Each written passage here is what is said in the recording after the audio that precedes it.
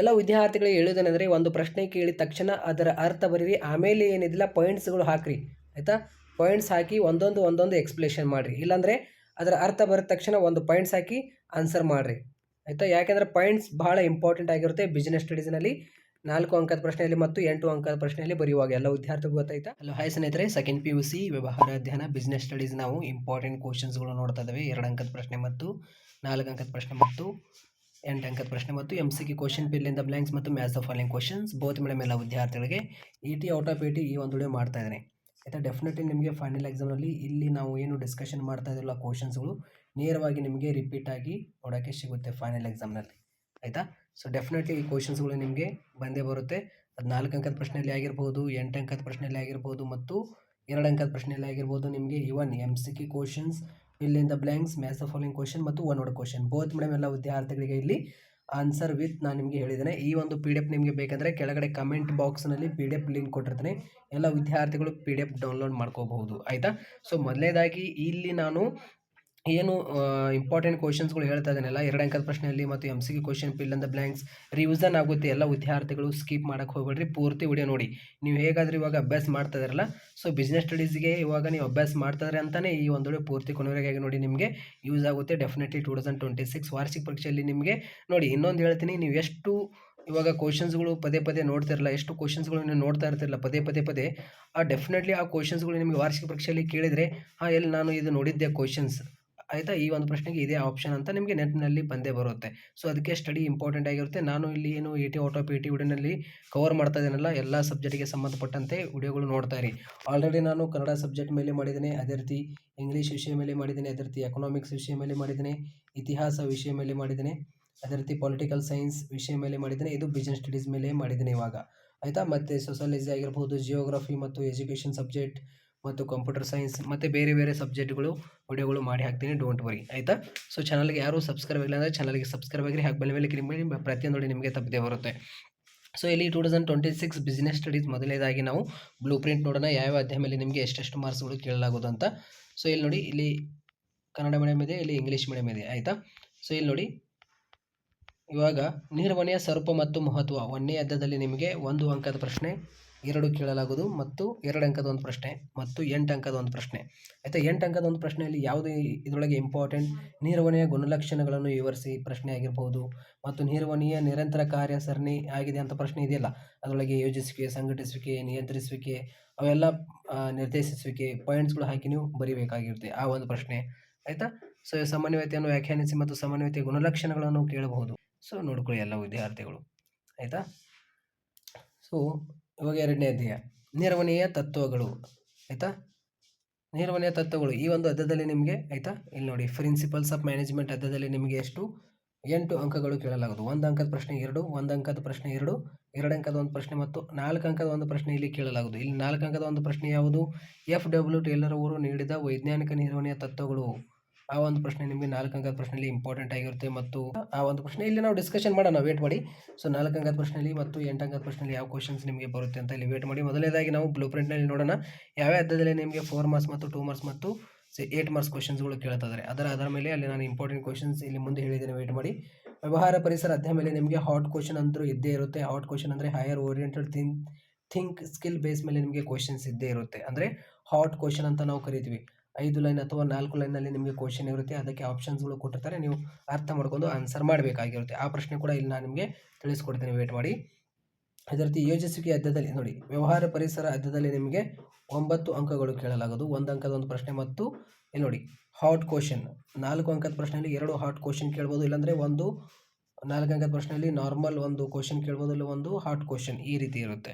ನಿಮಗೆ ಇಲ್ಲಿ 4 ಅಂಕದ ಪ್ರಶ್ನೆ 2 ಕೇಳಲಾಗೋದು ವ್ಯವಹಾರ ಪರಿಸರ ಬಿಸ್ನೆಸ್ ಎನ್ವೈರ್ಮೆಂಟ್ ಅಧ್ಯಾಯದಲ್ಲಿ. ಇಲ್ಲಿ ನಿಮಗೆ 2 ಪ್ರಶ್ನೆ ಏನಿದೆಯಲ್ಲ, ಒಂದು ನಾರ್ಮಲ್ ಕ್ವಶನ್ ಕೇಳ್ಬೋದು, ಆಯಿತಾ, ಇಲ್ಲಾಂದರೆ ಒಂದು ಹಾಟ್ ಕ್ವಶನ್ ಕೇಳ್ಬೋದು, ಇಲ್ಲಾಂದರೆ ಡೈರೆಕ್ಟಾಗಿ 2 ಕೂಡ ಹಾಟ್ ಕ್ವಶನ್ಸ್ ಕೇಳ್ಬೋದು. Higher oriented think skill base ಮೇಲೆ ನಿಮಗೆ ಕ್ವಶನ್ ಇರುತ್ತೆ ಅದು, ಆಯಿತಾ. ಅದೇ ರೀತಿ ಇವಾಗ 1ನೇ ಅಧ್ಯಾಯ ಆಯಿತು, 2ನೇ ಅಧ್ಯಾಯ ಆಯಿತು, 3ನೇ ಅಧ್ಯಾಯ, 4ನೇ ಅಧ್ಯಾಯ ಯೋಜಿಸುವಿಕೆ ಅಧ್ಯಾಯದಲ್ಲಿ ನಿಮಗೆ 8 ಅಂಕಗಳು ಕೇಳಲಾಗೋದು. 1 ಅಂಕದ ಪ್ರಶ್ನೆಯಲ್ಲಿ 2, 1 ಅಂಕದ ಪ್ರಶ್ನೆ 2 ಮತ್ತು 2 ಅಂಕದ ಒಂದು ಪ್ರಶ್ನೆ ಮತ್ತು ಇಲ್ಲಿ ನಿಮಗೆ 4 ಅಂಕದ ಒಂದು ಪ್ರಶ್ನೆ. 4 ಅಂಕದ ಒಂದು ಪ್ರಶ್ನೆ ಯಾವುದು ಇದರೊಳಗೆ ಅತಿ ಹೆಚ್ಚು ಇಂಪಾರ್ಟೆಂಟ್ ಅಂದರೆ ಯೋಜಿಸುವಿಕೆಯ ಪ್ರಾಮುಖ್ಯತೆಯನ್ನು ವಿವರಿಸಿ, ಆಯಿತಾ. Explain the importance of planning ಆಗಿರ್ಬೋದು, ಯೋಜಿಸುವಿಕೆ ಮಿತಿಗಳು ಆಯಿತಾ, ಲಿಮಿಟೇಷನ್ಸ್ ಆಫ್ ಪ್ಲ್ಯಾನಿಂಗ್, ಈ 2 ಪ್ರಶ್ನೆ ಅತಿ ಹೆಚ್ಚು ಕೇಳಿದ್ದಾರೆ, ಗುಣಲಕ್ಷಣಗಳು ಕೇಳಿಲ್ಲ ಆಯಿತಾ. ಸೊ ಇನ್ನೊಂದು ಪ್ರಶ್ನೆ ಇದೆ, right the 4 types of planning ಆಯಿತಾ. ಟೈಪ್ಸ್ ಆಫ್ ಅಂದರೆ ಪ್ರಕಾರಗಳು ಅಂತ ಕೇಳ್ಬೋದು, ಇಲ್ಲಾಂದರೆ ಹಂತಗಳು ಅಂತ ಕೇಳ್ಬೋದು ಆಯಿತಾ. ಯೋಜಿಸುವಿಕೆ 4 ಹಂತಗಳು ಬರೀರಿ, ಇಲ್ಲಾಂದರೆ ಯೋಜಿಸುವಿಕೆ 4 ಪ್ರಕಾರಗಳನ್ನು ಬರೀರಿ ಅಂತ ನಿಮಗೆ ಪ್ರಶ್ನೆ ಕೇಳಬಹುದು ಆಯಿತಾ. Right the 4 types of planning, ಈ ರೀತಿ ನಿಮಗೆ 4 ಸ್ಟೆಪ್ಸ್ ಆಫ್ ಪ್ಲ್ಯಾನಿಂಗ್ ಈ ರೀತಿ ಕ್ವಶನ್ಸ್ ಬರುತ್ತೆ ಆಯಿತಾ. ಸೊ ಡೆಫಿನೆಟ್ಲಿ ಇವೇ ರೀತಿಯಲ್ಲಿ ರೈಸ್ ಆಗುತ್ತೆ ಕ್ವಶನ್. ಸಂಘಟಿಸುವಿಕೆ ಅಧ್ಯಾಯದಲ್ಲಿ ನಿಮಗೆ 12 ಅಂಕಗಳು ಕೇಳಲಾಗುವುದು. 1 ಅಂಕದ ಪ್ರಶ್ನೆ 2 ಅಂಕದ ಒಂದು ಪ್ರಶ್ನೆ, ಮತ್ತು ಇಲ್ಲಿ ನಿಮಗೆ 8 ಅಂಕದ ಒಂದು ಪ್ರಶ್ನೆ ಬರುತ್ತೆ ಸಂಘಟಿಸುವಿಕೆ ಅಧ್ಯಾಯದಲ್ಲಿ. ನೋಡಿ, ಸಂಘಟಿಸುವಿಕೆಯನ್ನು ವ್ಯಾಖ್ಯಾನಿಸಿ ಮತ್ತು ಸಂಘಟಿಸುವಿಕೆಯ ಪ್ರಾಮುಖ್ಯತೆ ಒಂದು ಪ್ರಶ್ನೆ 8 ಅಂಕದ ಪ್ರಶ್ನೆಯಲ್ಲಿ ವೆರಿ ಇಂಪಾರ್ಟೆಂಟ್ ಆಗಿರುತ್ತೆ ನಿಮಗೆ ಆಯಿತಾ. ಇಲ್ಲಿ ಸಂಘಟಿಸುವಿಕೆ ಅಧ್ಯಾಯದಲ್ಲಿ ಔಪಚಾರಿಕ ಮತ್ತು ಅನೌಪಚಾರಿಕ ಆಗಿರ್ಬೋದು, ಮತ್ತು ಅದೇ ರೀತಿ ಇಲ್ಲೆಲ್ಲ ಪ್ರಶ್ನೆ ಅದಾವೆ, ನಾವು ವೇಟ್ ಮಾಡಿ ಇಲ್ಲಿ ನಾನು ನಿಮಗೆ ಹೇಳ್ಕೊಡ್ತೇನೆ ಆಯಿತಾ. ವಿಕೇಂದ್ರೀಕರಣ ಎಂದರೇನು ಮತ್ತು ವಿಕೇಂದ್ರೀಕರಣದ ಪ್ರಾಮುಖ್ಯತೆ, ಹೀಗೆ ಎಲ್ಲ ಪ್ರಶ್ನೆ ಅದಾವೆ, ಇಲ್ಲಿ ವೇಟ್ ಮಾಡಿ.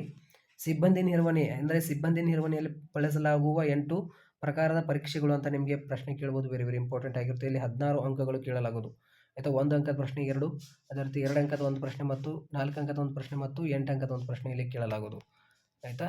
ಸೊ ಅದೇ ರೀತಿ ನಿರ್ದೇಶಿಸುವಿಕೆ ಅಧ್ಯಾಯದಲ್ಲಿ 12 ಅಂಕಗಳು ಕೇಳಲಾಗೋದು.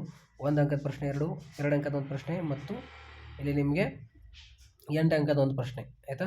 8 ಅಂಕದ ಒಂದು ಪ್ರಶ್ನೆ ಇಲ್ಲಿ ಕೇಳಲಾಗೋದು, ವೇಟ್ ಮಾಡಿ, ನಾನು ನಿಮಗೆ ಹೇಳ್ಕೊಡ್ತೇನೆ ಯಾವುದು ಬರುತ್ತೆ ಎಲ್ಲ ಡಿಸ್ಕಷನ್ ಮಾಡೋಣ ಆಯಿತಾ. ನಿಯಂತ್ರಿಸುವಿಕೆ ಅಧ್ಯಾಯದಲ್ಲಿ 7 ಅಂಕಗಳು ಕೇಳಲಾಗೋದು. 1 ಅಂಕದ ಒಂದು ಪ್ರಶ್ನೆ ಆಯಿತಾ, 2 ಅಂಕದ ಒಂದು ಪ್ರಶ್ನೆ ಆಯಿತಾ. ಇಲ್ಲಿ ಒಂದು 4 ಅಂಕದ ಒಂದು ಪ್ರಶ್ನೆ, ನಿಯಂತ್ರಿಸುವಿಕೆಯ ಮಿತಿಗಳನ್ನು ಬರೀರಿ ಅಂತ ನಿಮಗೆ ಪ್ರಶ್ನೆ ಕೇಳ್ಬೋದು ಆಯಿತಾ.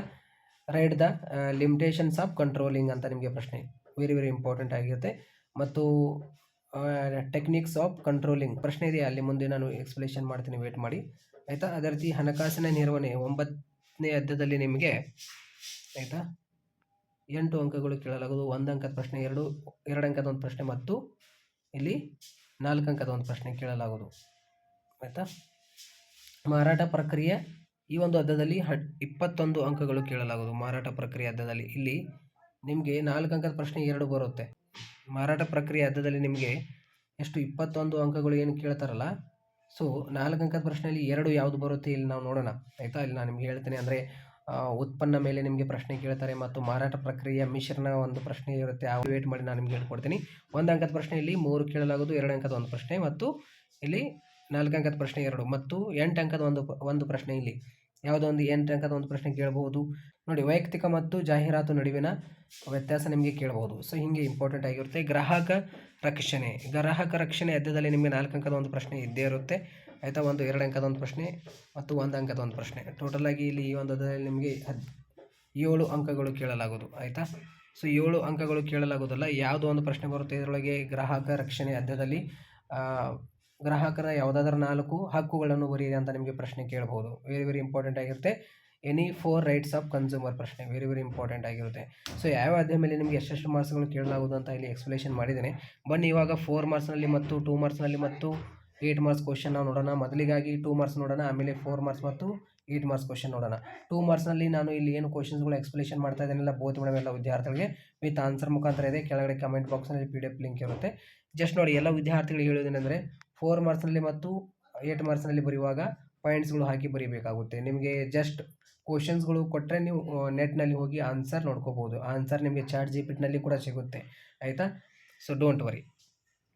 4 ಅಂಕದ ಪ್ರಶ್ನೆ ಆಗಿರುತ್ತೆ ಇದು, ಈ ಒಂದು ಪ್ರಶ್ನೆ ಅಂತ. ಅಂದರೆ ಫಾರ್ ಎಕ್ಸಾಂಪಲ್ ಇವಾಗ ChatGPTನಲ್ಲಿ ಯೋಜಿಸುವಿಕೆಯ ಮಿತಿಗಳನ್ನು ಬರೀರಿ ಅಂತ ಪ್ರಶ್ನೆ, 4 ಅಂಕದ ಒಂದು ಪ್ರಶ್ನೆ, ಇದಕ್ಕೆ ಉತ್ತರ ಅಂತ ನೀವು ಜಸ್ಟ್ ಹೇಳಿಬಿಟ್ರೆ ChatGPT ಇಲ್ಲಾಂದರೆ ಇಂಟರ್ನೆಟ್ ನಿಮಗೆ ಆನ್ಸರ್ ಕೊಟ್ಬಿಡುತ್ತೆ. ಅದಷ್ಟೇ ಆನ್ಸರ್ ಮಾಡಿ ವಿತ್ ಪಾಯಿಂಟ್ಸ್ ಹಾಕಿ ಎಕ್ಸ್ಪ್ಲೇಷನ್ ಮಾಡಬೇಕಾಗುತ್ತೆ ಆಯಿತಾ. Don't worry. ಇವಾಗ ನೋಡಿ, ಇಲ್ಲಿ ಬನ್ನಿ ಇವಾಗ ನೋಡೋಣ ಯಾವ ಅಧ್ಯಾಯ ಮೇಲೆ ನಿಮಗೆ ಇವಾಗ 4 ಮಾರ್ಕ್ಸ್ ಮತ್ತು ಇಲ್ಲಿ 8 ಮಾರ್ಕ್ಸ್ ಅಲಾಟ್ಮೆಂಟ್ ಮಾಡಿದಾರಲ್ಲ. ಸೊ ನೋಡೋಣ ಇವಾಗ ಯಾವ ಅಧ್ಯಾಯ ಮೇಲೆ ಹೆಂಗೆ ಪ್ರಶ್ನೆ ಇಲ್ಲಿ ಅದಾವೆ, ಬನ್ನಿ ನೋಡೋಣ. ಬನ್ನಿ ಇವಾಗ ಸ್ನೇಹಿತರೆ MCQ ಕ್ವಶನ್ ಬೋತ್ ಮೇಡಮ್ ಎಲ್ಲ ವಿದ್ಯಾರ್ಥಿಗಳ ಪಿಲ್ಲಿಂದ blanks match the following question 1 question ಎಲ್ಲವೂ ನೋಡೋಣ. ನಿಮ್ಮ ವಾರ್ಷಿಕ ಪರೀಕ್ಷೆಗೆ ನಿಮಗೆ MCQ ಕ್ವಶನಲ್ಲಿ ಪಿಲ್ಲಿಂದ ಬ್ಲ್ಯಾಂಕ್ಸ್ನಲ್ಲಿ ಮತ್ತು ಮ್ಯಾಚ್ ದ ಫಾಲೋಯಿಂಗ್ ಕ್ವಶನ್ ಮತ್ತು 1 ಕ್ವಶನಲ್ಲಿ ಇಷ್ಟು ನೋಡ್ಕೊಂಡು ಹೋಗ್ರಿ, ಡೆಫಿನೆಟ್ಲಿ ನಿಮಗೆ ನೋಡೋಕ್ಕೆ ಸಿಗುತ್ತೆ. ಇವೇ ಕ್ವಶನ್ಸ್ ಮತ್ತೆ ರಿಪೀಟ್ ಆಗುತ್ತೆ 2026 ಫೈನಲ್ ಎಕ್ಸಾಮ್ನಲ್ಲಿ. ನಿರ್ವಹಣೆಯ ಸಾಮಾಜಿಕ ಉದ್ದೇಶವು ಇದಕ್ಕೆ ಆನ್ಸರ್ ಆಗಿರುತ್ತೆ. ಆಪ್ಷನ್ ಡಿ, ಉದ್ಯೋಗ ಅವಕಾಶಗಳನ್ನು ಒದಗಿಸುವುದು. Option D is the right answer. ನೇಮಕಾತಿಯ ಆಂತರಿಕ ಮೂಲ ಇದಕ್ಕೆ ಆನ್ಸರ್ ಆಗಿರುತ್ತೆ ವರ್ಗಾವಣೆ. Option A is the right answer. ಅಗತ್ಯತೆಗಳ ವರ್ಗ ಶ್ರೇಣಿಯ ಆಧಾರದಲ್ಲಿ ವರ್ಗೀಕರಿಸುವ ಪ್ರೇರೇಪಣೆಯ ಸಿದ್ಧಾಂತವನ್ನು ಅಭಿವೃದ್ಧಿಪಡಿಸಿದವರು Abraham Maslow. Option C is the right answer. ನಿಯಂತ್ರಿಸುವಿಕೆ ಪ್ರಕ್ರಿಯೆಯ ಮೊದಲನೆಯ ಹಂತ ಯಾವುದು? ಇದಕ್ಕೆ ಆನ್ಸರ್ ಆಗಿರುತ್ತೆ ಕಾರ್ಯನಿರ್ವಹಣೆಯ ಶಿಷ್ಟಗಳನ್ನು ನಿರ್ಧರಿಸುವುದು. ಇವುಗಳಲ್ಲಿ ಯಾವುದು ಚರಾಸ್ತಿಯಾಗಿದೆ? ಇದಕ್ಕೆ ಆನ್ಸರ್ ಕೈಯಲ್ಲಿರುವ ನಗದು. Option B is the right answer. ಇವಾಗ fill in the blanks. Dash ನಿರ್ಧಾರ ತೆಗೆದುಕೊಳ್ಳುವಿಕೆ ಮತ್ತು ವರ್ತನೆಗಳಿಗೆ ವಿಶಾಲ ಮತ್ತು ಸಾಮಾನ್ಯ ಮಾರ್ಗಸೂಚಿಯಾಗಿದೆ. ಏನು? ನಿರ್ವಹಣೆಯ ತತ್ವ. ಡ್ಯಾಶ್ ನಿರೀಕ್ಷಿತ ಫಲಿತಾಂಶಗಳನ್ನು ಅಂಕಿ ಅಂಶಗಳ ವ್ಯಕ್ತಪಡಿಸಿದ ಹೇಳಿಕೆಯಾಗಿದೆ. ಯಾವುದು? ಮುಂಗಡ ಪತ್ರ. ಆಯಿತಾ? ನಿರೀಕ್ಷಿತ ಫಲಿತಾಂಶಗಳನ್ನು ಅಂಕಿ ಸಂಖ್ಯೆಗಳ ರೂಪದಲ್ಲಿ ವ್ಯಕ್ತಪಡಿಸಿದ ಹೇಳಿಕೆಯಾಗಿದೆ. ಏನು? ಮುಂಗಡ ಪತ್ರ. 7ನೇದು ಮುಂಗಡ ಪತ್ರ. 8ನೇದು ಮೇಲಾಧಿಕಾರಿಯಿಂದ ಅಧೀನರಿಗೆ ಕೆಳಮುಖವಾಗಿ ಅಧಿಕಾರವನ್ನು ವರ್ಗಾಯಿಸುವುದು ಡ್ಯಾಶ್ ಆಗಿದೆ. ಇದಕ್ಕೆ ಆನ್ಸರ್ ಆಗಿರುತ್ತೆ ಪ್ರತಿನಿಯೋಜನೆ. ಆಯಿತಾ? ಸಂವಹನ ಪ್ರಕ್ರಿಯೆ ಒಂದು ಮೂಲಾಂಶ. ಇದಕ್ಕೆ ಆನ್ಸರ್ ಆಗಿರುತ್ತೆ ರವಾನಿದಾರ. ಅದೇ ರೀತಿ ಡ್ಯಾಶ್ ಒಂದು ಪಾವತಿಸದೇ ಇರುವ ಸಂವಹನ ರೂಪವಾಗಿದೆ. ಇದಕ್ಕೆ ಆನ್ಸರ್ ಆಗಿರುತ್ತೆ ಇಲ್ಲಿ ಪ್ರಚಾರ. ನೆಕ್ಸ್ಟ್ ಕ್ವಶನ್ ನೋಡೋಣ ಇವಾಗ. ನೋಟುಗಳ ಅಮಾನ್ಯೀಕರಣ. ಇದಕ್ಕೆ ಆನ್ಸರ್ ಆಗಿರುತ್ತೆ ಇಲ್ಲಿ ತೆರಿಗೆ ಆಡಳಿತ ಕ್ರಮ. ಆಯಿತಾ? ಯೋಜಿಸುವಿಕೆಯ ಪರಿಮಿತಿಗಳು. ಇದಕ್ಕೆ ಆನ್ಸರ್ ಆಗಿರುತ್ತೆ ಭವಿಷ್ಯಕ್ಕೆ ಸಂಬಂಧಿಸಿದ ಊಹೆಗಳು. ವಿಭಾಗೀಯ ರಚನೆ. ಇದಕ್ಕೆ ಆನ್ಸರ್ ಆಗಿರುತ್ತೆ ಉತ್ಪನ್ನ ವಿಶೇಷತೆ. ಸಿಬ್ಬಂದಿ ನಿರ್ವಹಣೆ. ಇದಕ್ಕೆ ಆನ್ಸರ್ ಕೆಲಸಗಳಿಗೆ ಜನರನ್ನು ಇರಿಸುವುದು. ಸಾರಿಗೆ. ಇದಕ್ಕೆ ಆನ್ಸರ್ ಆಗಿರುತ್ತೆ ಭೌತಿಕ ವಿತರಣೆಯ ಘಟಕಾಂಶ. ನೆಕ್ಸ್ಟ್ ಕ್ವಶನ್ ಇವಾಗ ಒಂದೊಂದು ಕ್ವಶನ್. ಇಲ್ಲಿ ಸಾಮಾನ್ಯ 1 ಅಂಕದ ಪ್ರಶ್ನೆಗಳು ನೋಡಿ. ನಿರ್ವಹಣೆಯ ಯಾವುದಾದರೂ ಒಂದು ಆಯಾಮವನ್ನು ಹೆಸರಿಸಿ ಅಂತ ಇಲ್ಲಿ ಪ್ರಶ್ನೆ ಇದೆ. ಕೆಲಸದ ನಿರ್ವಹಣೆ, ವ್ಯಕ್ತಿಗಳ ನಿರ್ವಹಣೆ, ಕಾರ್ಯಾಚರಣೆಗಳ ನಿರ್ವಹಣೆ, ಯಾವುದಾದರೂ ಒಂದು ಬರೀರಿ. ಇದು ನೆಕ್ಸ್ಟ್ ಕ್ವಶನ್. ಸಾಮಾನ್ಯ ನಿರ್ವಹಣೆಯ ಪಿತಾಮಹ ಎಂದು ಯಾರನ್ನು ಕರೆಯುತ್ತಾರೆ? ಇದಕ್ಕೆ answer Henri Fayol. Next question. ಬಂಡವಾಳ ರಚನೆ ಎಂದರೇನು? ಬಂಡವಾಳ ರಚನೆ ಎಂದರೆ ಮಾಲೀಕರ ನಿಧಿ ಮತ್ತು ಹೊರಲು ನಿಧಿಗಳ ನಡುವಿನ ಮಿಶ್ರಣವಾಗಿದೆ ಅಂತ ಅಷ್ಟೇ. ಮಾರಾಟ ಪ್ರಕ್ರಿಯೆ ನಿರ್ವಹಣೆಯ ಯಾವುದಾದರೂ ಒಂದು ಸಿದ್ಧಾಂತವನ್ನು ತಿಳಿಸಿ ಅಂತ ಇಲ್ಲಿ ನಿಮಗೆ ಪ್ರಶ್ನೆ ಕೇಳಿದ್ದಾರೆ. ಸೊ ಇದಕ್ಕೆ ಆನ್ಸರ್ ಆಗಿರುತ್ತೆ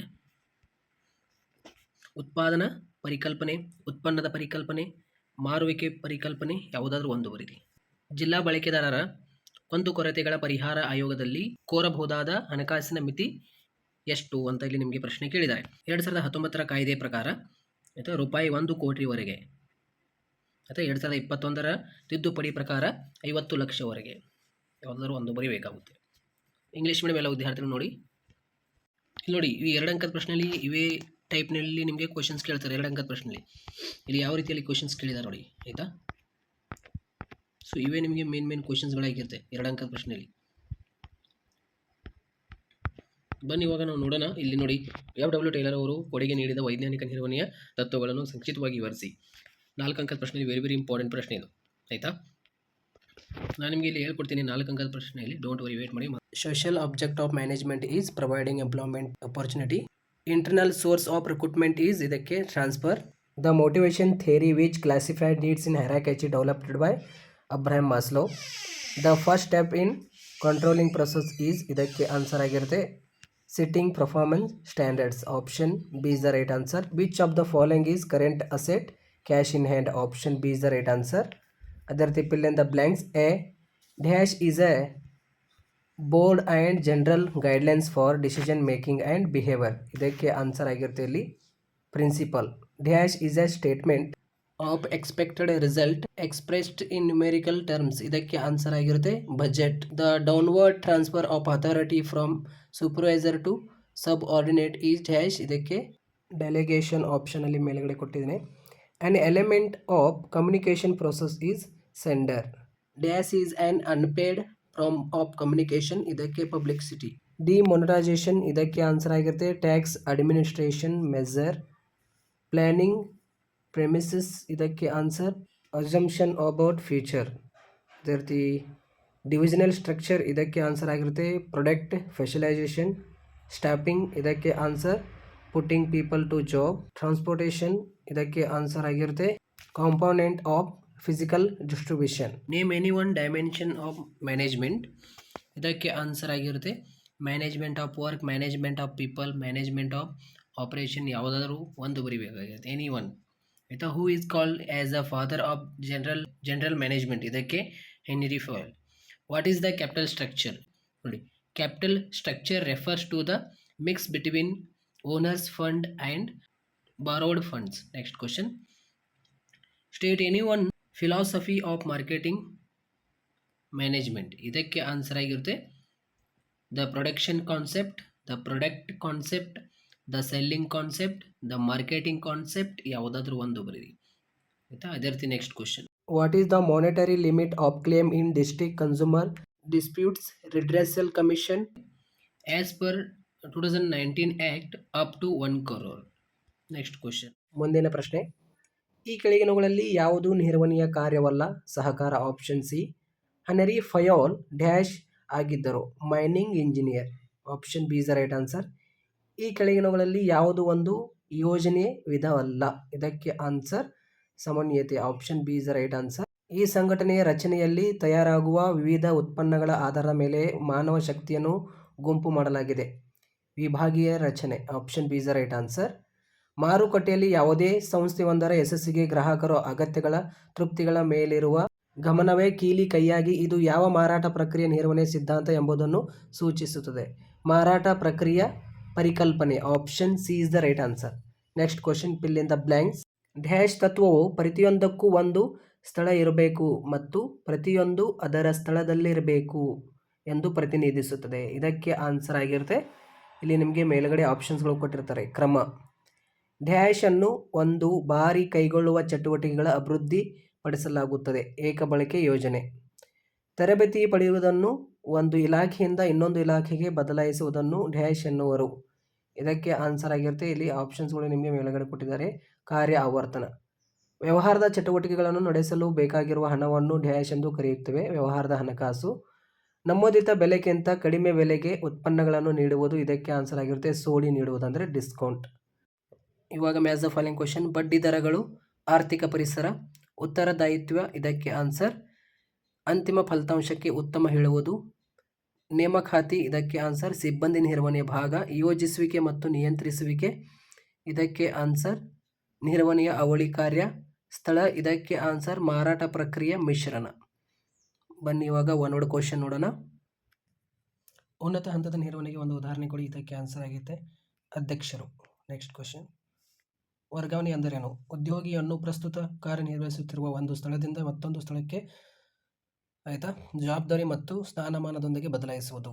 ಅದೇ ರೀತಿ ನೆಕ್ಸ್ಟ್ ಕ್ವಶನ್, ಅಬ್ರಹಾಂ ಮಾಸ್ಲೋ ಅವರು ಅಭಿವೃದ್ಧಿಪಡಿಸಿದ ಸಿದ್ಧಾಂತವನ್ನು ಹೆಸರಿಸಿ. ಇದಕ್ಕೆ ಅಗತ್ಯಗಳ ಶ್ರೇಣೀಕೃತ ಸಿದ್ಧಾಂತ. ನೆಕ್ಸ್ಟ್ ಕ್ವಶನ್ 15, ಸನ್ರೈಸ್ ಲಿಮಿಟೆಡ್ ಹಳೆಯ ತಂತ್ರವನ್ನು ಹೆಚ್ಚಿನ ಉತ್ಪಾದನಾ ಸಾಮರ್ಥ್ಯ ಹೊಂದಿರುವ ಆಧುನಿಕ ಯಂತ್ರದಿಂದ ಬದಲಾಯಿಸಲು ತೀರ್ಮಾನಿಸಿದೆ.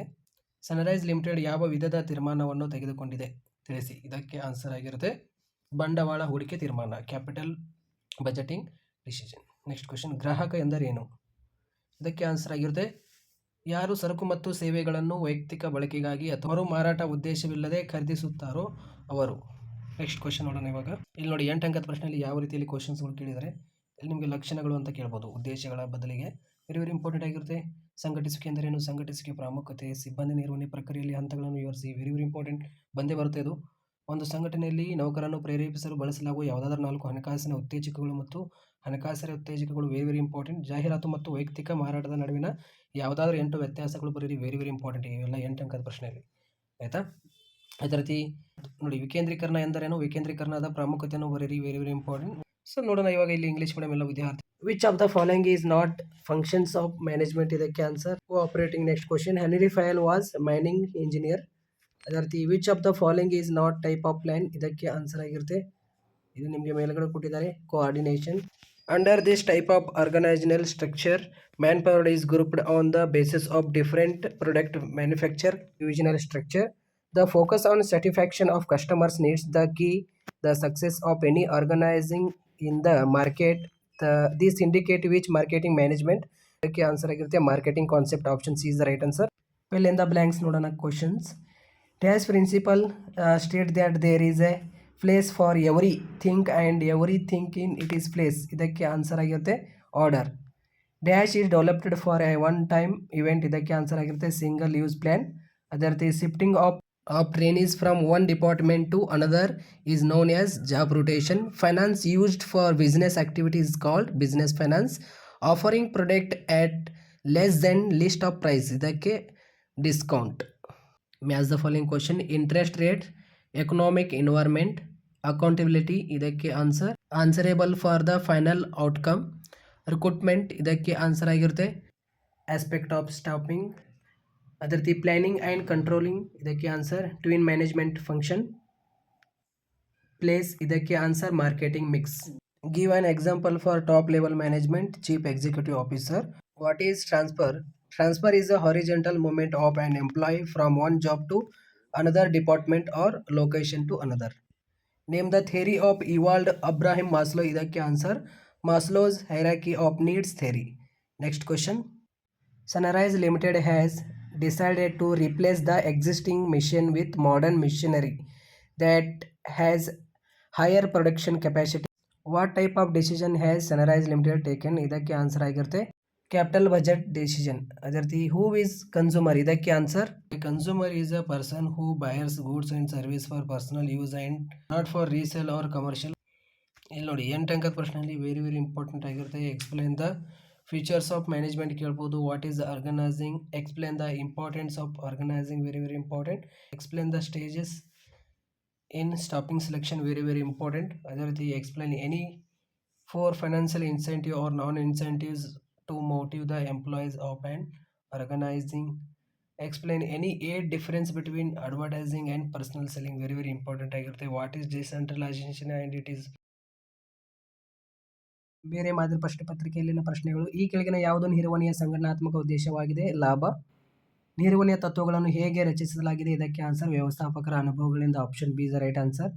ಡ್ಯಾಶ್ ಏನು ಮಾಡಬೇಕು ಮತ್ತು ಹೇಗೆ ಮಾಡಬೇಕೆಂದು ಪೂರ್ವಭಾವಿಯಾಗಿ ನಿರ್ಧರಿಸುವುದು ಯಾವುದಾಗಿದೆ? ಯೋಜಿಸುವಿಕೆ. Option C is the right answer ಆಗಿರುತ್ತೆ. ಜನರು, ಕೆಲಸ ಮತ್ತು ಸಂಪನ್ಮೂಲಗಳ ನಡುವಿನ ಸಂಬಂಧಗಳನ್ನು ಈ ಕೆಳಗಿನ ಯಾವ ರಚನೆಯು ನಿಗದಿಪಡಿಸುತ್ತದೆ? ಇದಕ್ಕೆ ಸಂಘಟನೆಯ ರಚನೆ. Option B is the right answer. ಇಲ್ಲಿ ಟೂತ್ಪೇಸ್ಟ್ ಡ್ಯಾಶ್ ಉತ್ಪನ್ನವನ್ನು ಉದಾಹರಣೆಯಾಗಿದೆ, ಅಂದರೆ ಉತ್ಪನ್ನಕ್ಕೆ ಉದಾಹರಣೆಯಾಗಿದೆ. ಇದಕ್ಕೆ ಆನ್ಸರ್ ಆಗಿರುತ್ತೆ. ದೀರ್ಘ ಬಾಳಿಕೆ ಬಾರದ ವಸ್ತು. Next question. Fill in the blanks ನೋಡಿ. ಇವಾಗ ವೈಜ್ಞಾನಿಕ ನಿರ್ವಹಣೆಯ ಪಿತಾಮಹ ಎಂದು ಯಾರನ್ನು ಕರೆಯುತ್ತೇವೆ? FW ಟೇಲರ್ ಅವರು. 7ನೇ ಪ್ರಶ್ನೆ. ನಿರೀಕ್ಷಿತ ಫಲಿತಾಂಶವನ್ನು ಅಂಕಿ ಅಂಶಗಳ ರೂಪದಲ್ಲಿ ವ್ಯಕ್ತಪಡಿಸಿದ ಹೇಳಿಕೆಯಾಗಿದೆ. ಏನು? ಮುಂಗಡ ಪತ್ರ. 8ನೇ ಪ್ರಶ್ನೆ. ನೌಕರರಿಗೆ ವೇತನ ಸಂಬಳಕ್ಕಿಂತ ಹೆಚ್ಚುವರಿಯಾಗಿ ನೀಡಲಾಗುವ ಉತ್ತೇಜಕವಾಗಿದೆ. ಏನು? ಬೋನಸ್. 9ನೇ ಪ್ರಶ್ನೆ. ಹೂಡಿಕೆಯು ನಿರ್ಣಯವನ್ನು ಬಂಡವಾಳ ಮುಂಗಡ ಪತ್ರ ನಿರ್ಣಯ ಎಂದು ಕರೆಯುತ್ತಾರೆ. ಇದಕ್ಕೆ ಆನ್ಸರ್ ಆಗಿರುತ್ತೆ ದೀರ್ಘಾವಧಿ. 10ನೇ ಪ್ರಶ್ನೆ. ಉತ್ಪನ್ನದ ಅತಿ ನಿಕಟ ರಕ್ಷಕವಾಗಿದೆ. ಇದಕ್ಕೆ ಆನ್ಸರ್ ಪ್ರಾಥಮಿಕ ಸಮಷ್ಟಿ. ಇಲ್ಲಿ ಆಪ್ಷನ್ ನಿಮಗೆ ಮೇಲುಗಡೆ ಇದೆ, ಆಯಿತಾ. 9ನೇ ಪ್ರಶ್ನೆಗೆ ಆನ್ಸರ್ ದೀರ್ಘಾವಧಿ, ಆಯಿತಾ. Match the following question. ಕುಟುಂಬ ಸಂಯೋಜನೆ. ಇದಕ್ಕೆ ಸಾಮಾಜಿಕ ಪರಿಸರ, ಅಧಿಕಾರ, ಪ್ರತಿನಿಯೋಜನೆ ಮೂಲಾಂಶ, ಕಾರ್ಯ ಆವರ್ತನ, ಕಾರ್ಯನಿರತ ತರಬೇತಿ ವಿಧಾನ, ನಿಯಂತ್ರಿಸುವಿಕೆ ಮಿತಿ. ಇದಕ್ಕೆ ಆನ್ಸರ್ ವೆಚ್ಚದಾಯಕ ಕಾರ್ಯ. ಅದೇ ರೀತಿ ಪ್ರಚಾರ. ಇದಕ್ಕೆ ಆನ್ಸರ್ ಸಾರ್ವಜನಿಕ ಸಂಬಂಧಗಳ ಪಾತ್ರ. Next question. ದಕ್ಷತೆ ಎಂದರೇನು? ಸಂಪನ್ಮೂಲಗಳ ಅತ್ಯುತ್ತಮ ಬಳಕೆಯ ಮೂಲಕ ಕನಿಷ್ಠ ವೆಚ್ಚದಲ್ಲಿ ಗರಿಷ್ಠ ಉತ್ಪಾದನೆಯನ್ನು ಸಾಧಿಸುವುದು. ಉದ್ಯೋಗಿಗಳ ಆಯ್ಕೆಯಲ್ಲಿ ಬಳಸಲಾಗುವ ಯಾವುದಾದರೂ ಒಂದು ಪರೀಕ್ಷೆಯನ್ನು ಹೆಸರಿಸಿ ಅಂದ ತಕ್ಷಣ ವೈಯಕ್ತಿಕ ಸಂದರ್ಶನ. Next question. ನಿರ್ದೇಶನದ ಒಂದು ಮೂಲಾಂಶವನ್ನು ಹೆಸರಿಸಿ ಅಂದ ತಕ್ಷಣ ಮೇಲ್ವಿಚಾರಣೆ. ತೇಜಸ್ ಕಂಪನಿಯ ಮುಖ್ಯ ಹಣಕಾಸು ಅಧಿಕಾರಿ ಬಂಡವಾಳ ಸಂಗ್ರಹಿಸಲು ಸಾರ್ವಜನಿಕರಿಗೆ ಸಾಮಾನ್ಯ ಷೇರುಗಳನ್ನು ನೀಡಲು ನಿರ್ಧರಿಸುತ್ತಾರೆ. ಮುಖ್ಯ ಹಣಕಾಸು ಅಧಿಕಾರಿಯು ತೆಗೆದುಕೊಂಡ ನಿರ್ಣಯವನ್ನು ಹೆಸರಿಸಿ ಅಂದ ತಕ್ಷಣ ಇದಕ್ಕೆ ಆನ್ಸರ್ ಹಣಕಾಸು ನಿರ್ಣಯ. ಬಳಕೆದಾರರ ರಕ್ಷಣಾ ಕಾಯ್ದೆ ಅಡಿ ಇರುವ ಯಾವುದಾದ್ರೂ ಒಂದು ಪರಿಹಾರ ಸಂಸ್ಥೆಯನ್ನು ಹೆಸರಿಸಿ ಅಂದ ತಕ್ಷಣ ಜಿಲ್ಲಾ ಆಯೋಗ. Next question. ಇಲ್ಲಿ ನೋಡಿ ಯಾವ ರೀತಿಯಲ್ಲಿ 2 ಅಂಕದ ಪ್ರಶ್ನೆಯಲ್ಲಿ ಕೇಳಿದರೆ ವೆರಿ ಇಂಪಾರ್ಟೆಂಟ್. 17, 18, 19, 20, 21, 22, 23 ಇವೆಲ್ಲ ಪ್ರಶ್ನೆ ವೆರಿ ಇಂಪಾರ್ಟೆಂಟ್ ನೋಡಿ, ಆಯಿತಾ. ವೇಟ್ ಮಾಡಿ, 2 ಅಂಕದ ಪ್ರಶ್ನೆ ಇಲ್ಲಿ ಮುಂದೆ ಆನ್ಸರ್ ಹೇಳ್ತೀನಿ. ಇಂಪಾರ್ಟೆಂಟ್ ಕ್ವಶನ್ಸ್ಗಳು ನೋಡೋಣ. ವೆರಿ ಇಂಪಾರ್ಟೆಂಟ್ ಕ್ವಶನ್ಸ್ಗಳಾಗಿರುತ್ತೆ. ಯಾವುದಾದ್ರೂ 2 ಬಳಕೆದಾರರ ಹಕ್ಕುಗಳನ್ನು ತಿಳಿಸಿ ಅಂದ ತಕ್ಷಣ ವೆರಿ ಇಂಪಾರ್ಟೆಂಟ್, ಆಯಿತಾ. ಬೆಲೆ ಪಡೆಯುವ ಹಕ್ಕು, ಅದೇ ರೀತಿ ಮಾಹಿತಿ ಹಕ್ಕು ಅಂತ 2 ಬರೆದರೆ 2 ಮಾರ್ಕ್ಸ್ ಬರುತ್ತೆ ನಿಮಗೆ, ಆಯಿತಾ. ನೋಡೋಣ 4 ಅಂಕದ ಪ್ರಶ್ನೆ, 8 ಅಂಕದ ಪ್ರಶ್ನೆಗಳಲ್ಲಿ ಯಾವ್ಯಾವ ಇಂಪಾರ್ಟೆಂಟ್ ಎಲ್ಲ ನಾವು ಡಿಸ್ಕಷನ್ ಮಾಡೋಣ. ವೇಟ್ ಮಾಡಿ. ಇಲ್ಲಿ ನೋಡಿ, ಇಲ್ಲಿ ನಿರ್ವಹಣೆಯ ಗುಣಲಕ್ಷಣಗಳನ್ನು ವಿವರಿಸಿ ವೆರಿ ಇಂಪಾರ್ಟೆಂಟ್. ವಿಕೇಂದ್ರೀಕರಣ ಎಂದರೇನು? ವಿಕೇಂದ್ರೀಕರಣದ ಪ್ರಾಮುಖ್ಯತೆಯನ್ನು ವಿವರಿಸಿ ವೆರಿ ಇಂಪಾರ್ಟೆಂಟ್. ಸಿಬ್ಬಂದಿಯ ನಿರ್ವಹಣಾ ಪ್ರಕ್ರಿಯೆ ಹಂತಗಳನ್ನು ವಿವರಿಸಿ ವೆರಿ ಇಂಪಾರ್ಟೆಂಟ್. ಪರಿಣಾಮಕಾರಿಯಾಗಿ ಸಂವಹನದ ಅಡೆತಡೆಗಳನ್ನು ನಿವಾರಿಸಲು ತೆಗೆದುಕೊಳ್ಳಬೇಕಾದ ಸೂಕ್ತ ಕ್ರಮಗಳ ಬಗ್ಗೆ ಸಲಹೆಗಳನ್ನು ನೀಡಿ. ವೆರಿ ಇಂಪಾರ್ಟೆಂಟ್ ಇವೆಲ್ಲ ನಿಮಗೆ, ಆಯಿತಾ. ಇವಾಗ ಇಂಗ್ಲೀಷ್ ಮೀಡಿಯಂ ಎಲ್ಲ ವಿದ್ಯಾರ್ಥಿಗಳಿಗೆ ನೋಡೋಣ. Which of the following is an organisational objective of management? ಇದಕ್ಕೆ profit. How are principle of management format? ಇದಕ್ಕೆ answer by the experience of manager. Dash is advancing decided what to do, how to do, planning. Answer ಆಯಿತು. Which of the following structure specify the relations between people or worker source organisational structure. Option B. Toothpaste is an example for product. ಇದಕ್ಕೆ answer ಆಗಿರುತ್ತೆ non durable. Option C is the right answer. Dash is called father of scientific management. ಇದಕ್ಕೆ FW Taylor. Dash is the statement of expected result expressed in numerical items. ಇದಕ್ಕೆ answer ಆಗಿರುತ್ತೆ budget. ಅದರ 8ನೇ ಪ್ರಶ್ನೆಗೆ answer. Dash is an incentive offer and above the wages salary to the employees bonus. 9ನೇ ಪ್ರಶ್ನೆ. Investment decision also is called capital budgeting decision. ಇದಕ್ಕೆ long term. 10ನೇ ಪ್ರಶ್ನೆಗೆ answer. Dash is the products immediately container. ಇದಕ್ಕೆ answer primary package. Next question. ಇಲ್ಲಿ composition of family. ಇದಕ್ಕೆ social environment authority. ಇದಕ್ಕೆ answer ಆಗಿರುತ್ತೆ ಎಲಿಮೆಂಟ್ ಆಫ್ ಡೆಲಿಗೇಷನ್. ಆಪ್ಷನ್ ಇಲ್ಲಿ ನಿಮಗೆ ಇದೆ. Job rotation, on the job training, limitations of controlling costly affair, publicity. ಇದಕ್ಕೆ rule of public relations. Next question.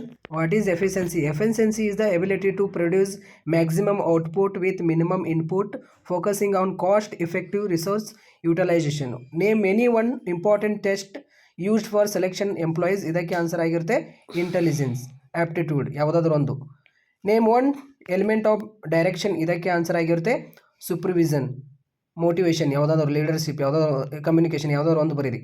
2 ಮಾರ್ಕ್ಸ್ನಲ್ಲಿ ಯಾವ ರೀತಿಯಲ್ಲಿ ಕ್ವಶನ್ಸ್ಗಳು ಕೇಳಿದಾರೆ ನೋಡಿ, ವೆರಿ ಇಂಪಾರ್ಟೆಂಟ್ ಆಗಿರುತ್ತೆ. 17, 18, 19, 20 ಈ ಎಲ್ಲವೂ ಕ್ವಶನ್ಸ್ ನಿಮಗೆ ರಿಪೀಟ್ ಆಗಿರುವಂತಹ ಇಂಪಾರ್ಟೆಂಟ್ ಮೋಸ್ಟ್ ರಿಫ್ಟೆಡ್ ಕ್ವಶನ್ಸ್ಗಳು ಇದು ಆಯಿತಾ. ರಿಪೀಟೆಡ್ ಕ್ವಶನ್ಸ್ಗಳು ವಿತ್ ನಿಮಗೆ ಆನ್ಸರ್ ಇಲ್ಲಿ ಮುಂದಿದೆ, ವೇಟ್ ಮಾಡಿ. ಮುಂದೆ ಇಲ್ಲಿ ವಿತ್ ಆನ್ಸರ್ ಮುಖಾಂತರ 2 ಅಂಕದ ಪ್ರಶ್ನೆಗಳಿಗೆ ಆನ್ಸರ್ ನೋಡೋಣ. ಮತ್ತು ಅದೇ ರೀತಿ 4 ಅಂಕದ ಪ್ರಶ್ನೆಯಲ್ಲಿ ಮತ್ತು 8 ಅಂಕದ ಪ್ರಶ್ನೆಯಲ್ಲಿ ಇಂಪಾರ್ಟೆಂಟ್ ಕ್ವಶನ್ಸ್ಗಳು ಯಾವುದು ಎಲ್ಲ ನಾವು ಇಲ್ಲಿ ಡಿಸ್ಕಷನ್ ಮಾಡೋಣ. Briefly explain the elements of marketing mix. Very important. Question number 36 ಅದು ಕೂಡ ಇಂಪಾರ್ಟೆಂಟ್. ಅತಿ ಹೆಚ್ಚು ರಿಪೀಟ್ ಆಗಿರುವಂಥ ಫಂಕ್ಷನ್ಸ್ ಆಫ್ ಮಾರ್ಕೆಟಿಂಗ್ ಅದು ಕೂಡ ಇಂಪಾರ್ಟೆಂಟ್ ಆಗಿರುತ್ತೆ ಆಯಿತಾ. ಇಲ್ಲಿ ನೋಡಿ, ಇಲ್ಲಿ ನಿಮಗೆ ಫ್ಯೂಚರ್ಸ್ ಆಫ್ ಮ್ಯಾನೇಜ್ಮೆಂಟ್ ಆಯಿತಾ. What is decentralisation and it is importance. ಇವೆಲ್ಲ ಪ್ರಶ್ನೆ ಇಂಪಾರ್ಟೆಂಟ್ ಆಗಿರುತ್ತೆ. Explain the stages of staffing process. ಇವೇ ನಿಮಗೆ ಮೇನ್ ಕ್ವಶನ್ಸ್ಗಳಾಗಿರುತ್ತೆ ಆಯಿತಾ. ಇಷ್ಟು ನಿಮಗೆ MCQ question, fill in the blanks ಮತ್ತು ಮ್ಯಾಚ್ ದ ಫಾಲೋಯಿಂಗ್ ಕ್ವಶನ್ ಮತ್ತು ಒನ್ ವರ್ಡ್ ಕ್ವಶನ್. ಇಲ್ಲಿ ನೋಡಿ, ಈ ಕೆಳಗಿನವುಗಳಲ್ಲಿ ಯಾವುದು ನಿರ್ವಹಣೆಯ ಸಾಮಾಜಿಕ ಉದ್ದೇಶವಾಗಿದೆ ಅಂತ ಪ್ರಶ್ನೆ ಕೇಳಿದರೆ ಇದಕ್ಕೆ ಆನ್ಸರ್ ಆಗಿರುತ್ತೆ ಉದ್ಯೋಗ ಅವಕಾಶಗಳನ್ನು ಒದಗಿಸುವುದು. Option B is the right answer. ಸಾಮಾನ್ಯ ನಿರ್ವಹಣೆಯ ಪಿತಾಮಹ ಎಂದು ಯಾರನ್ನು ಕರೆಯುತ್ತಾರೆ? ಇದಕ್ಕೆ Henry Fayol. Option A is the right answer. ಏಕ ಬಳಕೆ ಯೋಜನೆಯು ಡ್ಯಾಶ್ ಅನ್ನು ಒಳಗೊಂಡಿದೆ. ಇದಕ್ಕೆ ಆನ್ಸರ್ ಆಗಿರುತ್ತೆ ಇಲ್ಲಿ ಆಪ್ಷನ್ ನಿಮಗೆ ಸಿ ಆನ್ಸರ್ ಆಗಿರುತ್ತೆ, ಮುಂಗಡ ಪತ್ರ. Next question. 4ನೇ ಪ್ರಶ್ನೆ. ಯಾವ ಸಂಘಟನೆಯು ಉದ್ಯೋಗಿಗಳ ಸಾಮಾಜಿಕ ಸಂಬಂಧಗಳ ಜಾಲಬಂಧದಿಂದ ಹುಟ್ಟಿಕೊಳ್ಳುತ್ತದೆ ಅಂತ ಇಲ್ಲಿ ನಿಮಗೆ ಪ್ರಶ್ನೆ ಕೇಳಿದ್ದಾರೆ. ಸೊ ಇದಕ್ಕೆ ಆನ್ಸರ್ ಆಗಿರುತ್ತೆ ನಿಮಗೆ ಅನೌಪಚಾರಿಕ ಸಂಘಟನೆ. Option D is the right answer ಆಗಿರುತ್ತೆ. ಅದೇ ರೀತಿ 5ನೇ ಪ್ರಶ್ನೆ. ಡ್ಯಾಶ್ ದೀರ್ಘ ಬಾಳಿಕೆ ಉತ್ಪನ್ನಕ್ಕೆ ಉದಾಹರಣೆಯಾಗಿದೆ ಅಂತ ಇಲ್ಲಿ ನಿಮಗೆ ಪ್ರಶ್ನೆ ಕೇಳಿದ್ದಾರೆ. ಇದಕ್ಕೆ ಆನ್ಸರ್ ಆಗಿರುತ್ತೆ ರೇಡಿಯೋ. Next question. ಇಲ್ಲಿ ನಿಮಗೆ ಫಿಲ್ ಇನ್ ದ ಬ್ಲ್ಯಾಂಕ್ಸ್ ನೋಡಿ. ಸಂವಹನ ಪದ್ಧತಿಯನ್ನು ತುರ್ತು ಸಂದರ್ಭದಲ್ಲಿ ಉಪಯೋಗಿಸಬಹುದು ಡ್ಯಾಶ್ ಅಂತ ಇಲ್ಲಿ ನಿಮಗೆ ಪ್ರಶ್ನೆ ಕೇಳಿದ್ದಾರೆ. ವೆರಿ ಇಂಪಾರ್ಟೆಂಟ್ ಕ್ವಶನ್ ಸ್ನೇಹಿತರೆ. ಇದು ಅತಿ ಹೆಚ್ಚು ರಿಪೀಟ್ ಆಗಿರುವಂಥ ಪ್ರಶ್ನೆ ಇದು. Gang plank. Next question. 7ನೇ ಪ್ರಶ್ನೆ. ಯೋಜಿಸಿಕೆಯು ಡ್ಯಾಶ್ ಪರಿಸರದಲ್ಲಿ ಕಾರ್ಯನಿರ್ವಹಿಸದೇ ಇರಬಹುದು ಅಂತ ಇಲ್ಲಿ ನಿಮಗೆ ಪ್ರಶ್ನೆ ಕೇಳಿದ್ದಾರೆ. ಇದಕ್ಕೆ ಆನ್ಸರ್ ಆಗಿರುತ್ತೆ ಇಲ್ಲಿ ಚಲನಶೀಲ. ಇಲ್ಲಿ ಆಪ್ಷನ್ ಕೊಟ್ಟಿದ್ದಾರೆ ನಿಮಗೆ ಮೇಲೆ. ಅದೇ ರೀತಿ ಯೋಜಿಸಿಕೆಯು ಡ್ಯಾಶ್ ಆಯಿತು. ಇವಾಗ 8ನೇ ಪ್ರಶ್ನೆ. ಡ್ಯಾಶು ಸಂವಹನದ ಪ್ರಕ್ರಿಯೆಯ ಒಂದು ಅಂಶವಾಗಿದೆ. ಸೊ ಇದಕ್ಕೆ ಆನ್ಸರ್ ಆಗಿರುತ್ತೆ ಮಾಧ್ಯಮ ಆಯಿತಾ. ಒಟ್ಟಾರೆ ಬಂಡವಾಳದಲ್ಲಿ ಸಾಲದ ಪ್ರಮಾಣವನ್ನು ಡ್ಯಾಶ್ ಎನ್ನುವರು. ಇದಕ್ಕೆ ಆನ್ಸರ್ ಆಗಿರುತ್ತೆ ಹಣಕಾಸಿನ ಸಾಮರ್ಥ್ಯ. ಅದೇ ರೀತಿ ನೆಕ್ಸ್ಟ್ ಕ್ವಶನ್. ಕಾನೂನಾತ್ಮಕ ರಕ್ಷಣೆ ಕೊಡಲ್ಪಟ್ಟ ಮುದ್ರೆಯು ಭಾಗವನ್ನು ಡ್ಯಾಶ್ ಎನ್ನುವರು. ಸೊ ಇದಕ್ಕೆ ಆನ್ಸರ್ ಆಗಿರುತ್ತೆ ವ್ಯಾಪಾರಿ ಗುರುತು ಆಯಿತಾ. So next question. ಇವಾಗ ಇಲ್ಲಿ ಮ್ಯಾಚ್ ದ ಫಾಲೋಯಿಂಗ್ ಕ್ವಶನ್ಸ್ ಆಯಿತಾ. ಜೀವಿತಾವಧಿ ಅಂತ ಇಲ್ಲಿ ನಿಮಗೆ ಪ್ರಶ್ನೆ ಕೇಳಿದ್ದಾರೆ. ಸೊ ಇದಕ್ಕೆ ಮ್ಯಾಚ್ ದ ಫಾಲೋಯಿಂಗ್ ಕ್ವಶನಲ್ಲಿ ಯಾವುದಾಗುತ್ತೆ ಅಂದರೆ ಇಲ್ಲಿ ಆರ್ಥಿಕ ಪರಿಸರ ಆಯಿತಾ. ಅದೇ ರೀತಿ ಜವಾಬ್ದಾರಿ. ಇದಕ್ಕೆ ಆನ್ಸರ್ ಆಗಿರುತ್ತೆ ಪ್ರತಿ ನಿಯೋಜನೆಯ ಮೂಲಾಂಶ ಆಯಿತಾ. ಪ್ರಕರಣ ಅಧ್ಯಯನ. ಇದಕ್ಕೆ ಆನ್ಸರ್ ಆಗಿರುತ್ತೆ ಕಾರ್ಯೇತರ ತರಬೇತಿ ವಿಧಾನ ಆಯಿತಾ. ನಿರ್ಣಾಯಕ ಹಂತದ ನಿಯಂತ್ರಣ. ಇದಕ್ಕೆ ಆನ್ಸರ್ ನಿಯಂತ್ರಣ. ಇದಕ್ಕೆ ಆನ್ಸರ್ ಆಗಿರುತ್ತೆ ಪ್ರಮುಖ ಫಲಿತಾಂಶ ಕ್ಷೇತ್ರ. ಮಾರಾಟ ಪ್ರವರ್ತನೆ. ಇದಕ್ಕೆ ಆನ್ಸರ್ ಆಗಿರುತ್ತೆ ಪ್ರವರ್ತನ ಮಿಶ್ರಣ. ಮಾರಾಟ ಪ್ರವರ್ತನೆ ಅಂದ ತಕ್ಷಣ ಮಾರಾಟ ಮಿಶ್ರಣ. ಇಲ್ಲಿ ಸಾಮಾನ್ಯ 1 ಅಂಕದ ಪ್ರಶ್ನೆಗಳಿಗೆ ನೋಡಿ. ಉನ್ನತ ಹಂತದ ಉದಾಹರಣೆ ಕೊಡಿ ಅಂತ ಇಲ್ಲಿ ನಿಮಗೆ ಪ್ರಶ್ನೆ ಕೇಳಿದ್ದಾರೆ. ಉನ್ನತ ಹಂತಕ್ಕೆ ಅಧ್ಯಕ್ಷ ಆಗಿರಬಹುದು, ಮುಖ್ಯ ಕಾರ್ಯದರ್ಶಿ, ಇಲ್ಲಾಂದರೆ ಕಾರ್ಯನಿರ್ವಹಣಾಧಿಕಾರಿ, ಉಪಾಧ್ಯಕ್ಷರು ಯಾವುದಾದ್ರೂ ಒಂದು ಬರೀರಿ ಆಯಿತಾ. ಅದೇ ರೀತಿ ನೇಮಕಾತಿಯ ಯಾವುದಾದ್ರೂ ಒಂದು ಆಂತರಿಕ ಮೂಲವನ್ನು ಬರೀರಿ ಅಂತ ಇಲ್ಲಿ ನಿಮಗೆ ಪ್ರಶ್ನೆ ಕೇಳಿದ್ದಾರೆ. ವರ್ಗಾವಣೆ, ಬಡ್ತಿ ಯಾವುದಾದ್ರೂ ಒಂದು. ನೆಕ್ಸ್ಟ್, ಪ್ರೇರಕ ಎಂದರೇನು ಆಯಿತಾ. ಸಂಸ್ಥೆಯಲ್ಲಿ ಜನರನ್ನು ಉತ್ತೇಜಿಸಲು ಬಳಸುವ ಯಂತ್ರ ಅಂತ. ಅದೇ ರೀತಿ 15ನೇ ಪ್ರಶ್ನೆ ನೋಡಿ. ಪ್ಯಾರಾ ಲಿಮಿಟೆಡ್ ಕಂಪನಿಯು 40% ಹಣಕಾಸನ್ನು ಸಾಲಪತ್ರಗಳ ಮೂಲಕ ಸಂಗ್ರಹಿಸಲು ನಿರ್ದೇಶಿಸಿದೆ. ಇದು ಯಾವ ಹಣಕಾಸು ನಿರ್ಣಯವನ್ನು ಒಳಗೊಂಡಿದೆ ಅಂತ. ಹಣಕಾಸು ಒದಗಿಸುವ ನಿರ್ಣಯ ಆಯಿತಾ. ಸೊ ನೆಕ್ಸ್ಟ್ ಕ್ವಶನ್, ಎಷ್ಟು ಈಸಿಯಾಗಿ ಕ್ವಶನ್ಸ್ ಬರುತ್ತೆ ನಿಮಗೆ ಫೈನಲ್ ಎಕ್ಸಾಮ್ನಲ್ಲಿ, ಡೋಂಟ್ ವರಿ ಆಯಿತಾ. ಬಳಕೆದಾರರ ದೃಷ್ಟಿಯಿಂದ ಬಳಕೆದಾರರ ರಕ್ಷಣೆಯ ಒಂದು ಪ್ರಾಮುಖ್ಯತೆಯನ್ನು ಬರೆಯಿರಿ ಅಂತ ಇಲ್ಲಿ ನಿಮಗೆ ಪ್ರಶ್ನೆ ಕೇಳಿದ್ದಾರೆ. ಇದಕ್ಕೆ ಆನ್ಸರ್ ಆಗಿರುತ್ತೆ ಬಳಕೆದಾರನ ಅಜ್ಞಾನ, ಅಸಂಘಟಿತ ಬಳಕೆದಾರನ ವ್ಯಾಪಕ ಶೋಷಣೆ, ಈ ರೀತಿ ಯಾವುದಾದ್ರೂ ಒಂದು ಬರೀರಿ. Which of the following is social object of management, ಇದಕ್ಕೆ ಆನ್ಸರ್ ಆಗಿರುತ್ತೆ ಪ್ರೊವೈಡಿಂಗ್ ಎಂಪ್ಲಾಯ್ಮೆಂಟ್ ಟು ಆಪರ್ಚುನಿಟಿ ಆಯಿತಾ. Who is known as the father of general management, ಇದಕ್ಕೆ ಆನ್ಸರ್ ಆಗಿರುತ್ತೆ Henry Fayol. So next question, single plan you include, ಇದಕ್ಕೆ answer ಆಗಿರುತ್ತೆ budget ಆಯಿತಾ. Which organise created by network of social relations among employees, ಇದಕ್ಕೆ answer ಆಗಿರುತ್ತೆ informal organising ಆಯಿತಾ. So next question, dash is an example durable product, ಇದಕ್ಕೆ answer ಆಗಿರುತ್ತೆ radio. So next question, communication method can be used in case of emergency, ಇದಕ್ಕೆ answer ಆಗಿರುತ್ತೆ gang plank. Plan may not work in a dash environment, ಇದಕ್ಕೆ answer ಆಗಿರುತ್ತೆ dynamic ಆಯಿತಾ.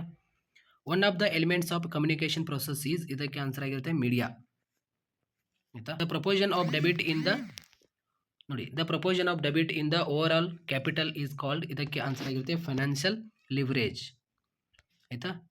Dash is the part of brand that is given legal protection, trade mark.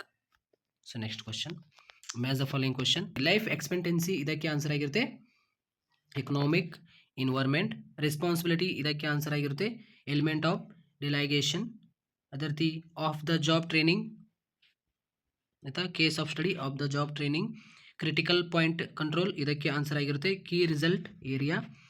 ಅದೇ ರೀತಿ sales promotion, ಇದಕ್ಕೆ promotion mix answer. ಅದೇ ರೀತಿ match the following question. ಇಲ್ಲಿ ನೋಡಿ, give an example for top management, ಇದಕ್ಕೆ ಆನ್ಸರ್ ಆಗಿರುತ್ತೆ chairman, chief executive officer, president ಯಾವುದಾದ್ರು ಒಂದು ಬರೀರಿ. Write any one internal sources of recruitment, ಇದಕ್ಕೆ answer promotion, transfer, any one ಯಾವುದಾದ್ರು ಒಂದು ಬರೀರಿ. ವಾಟ್ ಈಸ್ ಮೋಟಿವೇಟರ್, ಇದಕ್ಕೆ ಆನ್ಸರ್ ನೋಡಿ is the technique used motivate to people ಆಯಿತಾ.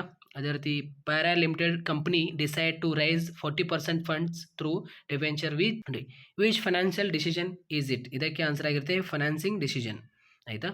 ಅದೇ ರೀತಿ next question, right any one importance of consumer protection from the consumers point of view, ಇದಕ್ಕೆ answer ಆಗಿರುತ್ತೆ ಕನ್ಸ್ಯೂಮರ್ ಇಗ್ನೋರೆನ್ಸ್, ಇದು ಒಂದು ಬರೀರಿ ಸಾಕು.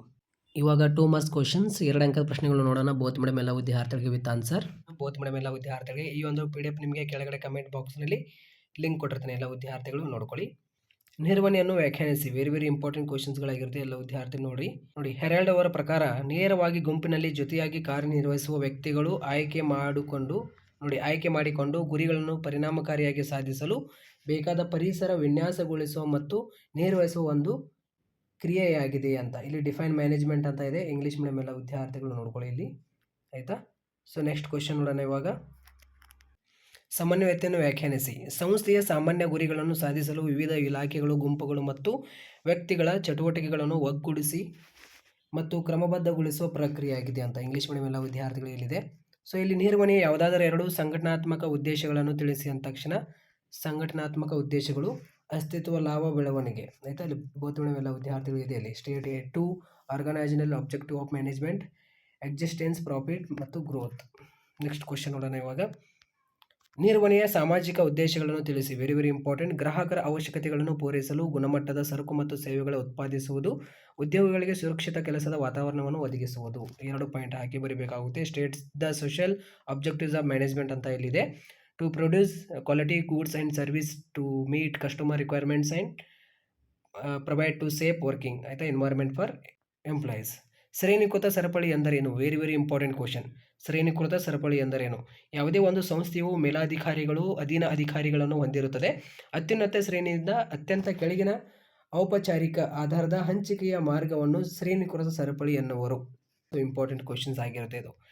ಈ ಒಂದು ಪ್ರಶ್ನೆ ಕೂಡ ವೆರಿ ವೆರಿ ಇಂಪಾರ್ಟೆಂಟ್. ಟೇಲರ್ ಅವರ ಪ್ರಕಾರ ಮಾನಸಿಕ ಕ್ರಾಂತಿ ಎಂದರೇನು? ಮಾನಸಿಕ ಕ್ರಾಂತಿಯು ಆಡಳಿತ ಮತ್ತು ಕಾರ್ಮಿಕರ ನಡುವಿನ ಪರಸ್ಪರ ವರ್ತನೆಯಲ್ಲಿ ಸಂಪೂರ್ಣ ಬದಲಾವಣೆಯನ್ನು ಒಳಗೊಂಡಿರುತ್ತದೆ ಅಂತ. ಟೇಲರ್ ಅವರ ಪ್ರಕಾರ ಕೆಲಸ ಅಧ್ಯಯನದ 2 ಅಂಶಗಳು ಬರೀರಿ ಅಂದ ತಕ್ಷಣ ಚಲನ ಅಧ್ಯಯನ ಮತ್ತು ಸಮಯ ಅಧ್ಯಯನ ವೆರಿ ವೆರಿ ಇಂಪಾರ್ಟೆಂಟ್ ಆಗಿರುತ್ತೆ. ಆಯ್ತಾ. ಯೋಜಿಸುವಿಕೆ ಯಾವುದಾದರೂ 2 ಪ್ರಾಮುಖ್ಯತೆಗಳನ್ನು ತಿಳಿಸಿ ಅಂದ ತಕ್ಷಣ ಯೋಜನೆಗಳ ಉದ್ದೇಶವನ್ನು ನೀಡುತ್ತದೆ, ಆವಿಷ್ಕಾರದ ಪರಿಕಲ್ಪನೆಯನ್ನು ಉತ್ತೇಜಿಸುತ್ತದೆ ಅಂತ ಬರೆದ್ಬಿಡ್ರಿ.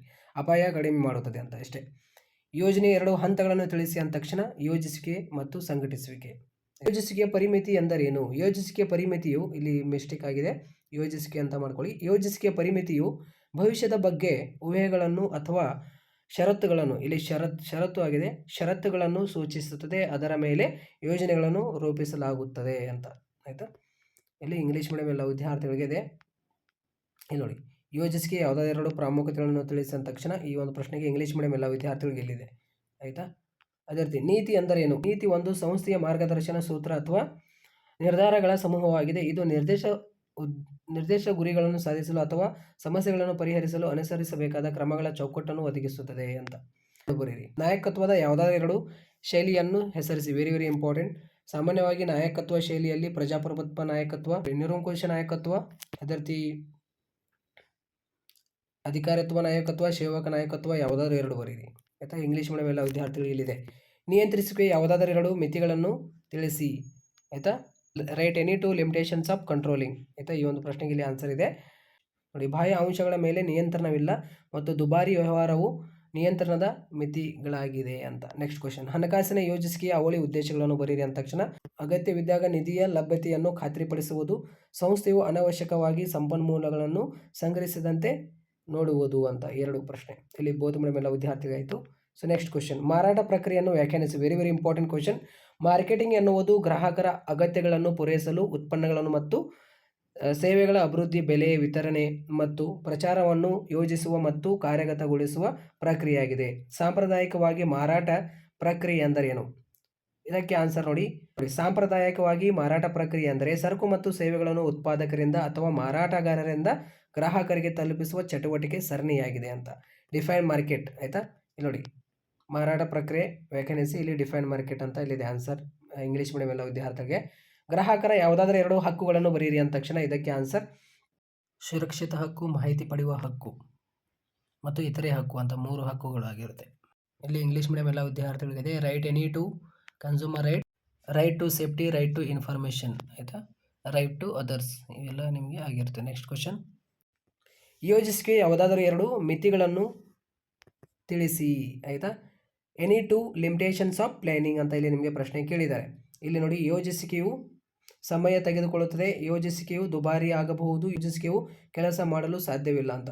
ಇಲ್ಲಿ ಯೋಜನೆ ಅಂತ ಇದೆ, ನೀವು ಯೋಜನೆ ಅಥವಾ ಯೋಜಿಸುವಿಕೆ ಅಂತ ಮಾಡ್ಕೊಳ್ಳಿ, ಯೋಜಿಸುವಿಕೆ ಅಂತ ಮಾಡ್ಕೊಳ್ಳಿ ಇಲ್ಲಿ. ಆಯಿತಾ. So next question.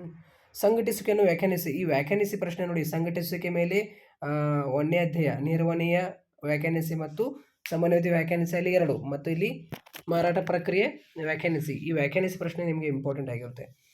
ಥಿಯೋ ಹ್ಯಾಮನ್ ಅವರ ಪ್ರಕಾರ ಸಂಘಟಿಸುವಿಕೆಯನ್ನು ವ್ಯಾಖ್ಯಾನಿಸಿ ನೋಡ್ತಾ ಇದ್ದೇವೆ. ಥಿಯೋ ಹ್ಯಾಮನ್ ಅವರ ಪ್ರಕಾರ ಸಂಘಟಿಸುವಿಕೆಯು ಸಂಸ್ಥೆಯ ಕಾರ್ಯಚಟುವಟಿಕೆಗಳನ್ನು ವ್ಯಾಖ್ಯಾನಿಸಿ ಮತ್ತು ಗುಂಪುಗೊಳಿಸಿ ಅವುಗಳ ನಡುವೆ ಅಧಿಕಾರ ಸಂಬಂಧಗಳ ವ್ಯಾಪ್ತಿಸುವ ಒಂದು ಪ್ರಕ್ರಿಯೆಯಾಗಿದೆ ಅಂತ.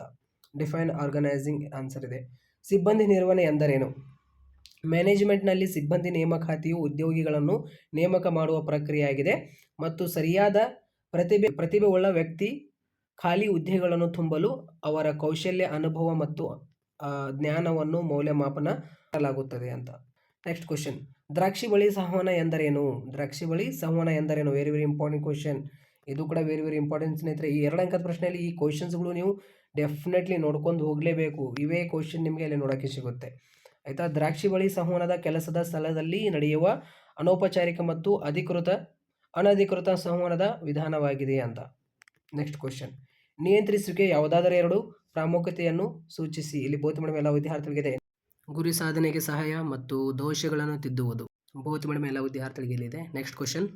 ಯಾವುದಾದರೂ 2 ಹಣಕಾಸಿನ ನಿರ್ಣಯಗಳನ್ನು ತಿಳಿಸಿ ಅಂದ ತಕ್ಷಣ ಹೂಡಿಕೆ ನಿರ್ಧಾರಕ ತೆಗೆದುಕೊಳ್ಳುವುದು ಮತ್ತು ಅದೇ ರೀತಿ ಹಣಕಾಸು ನಿರ್ಧಾರಕ ತೆಗೆದುಕೊಳ್ಳುವುದು. ನೆಕ್ಸ್ಟ್ ಕ್ವಶನ್, ಇಂಗ್ಲೀಷ್ ಮೀಡಿಯಂ ಎಲ್ಲ ವಿದ್ಯಾರ್ಥಿಗಳಿಗೆ ಇಲ್ಲಿ ಕೆಳಗಡೆ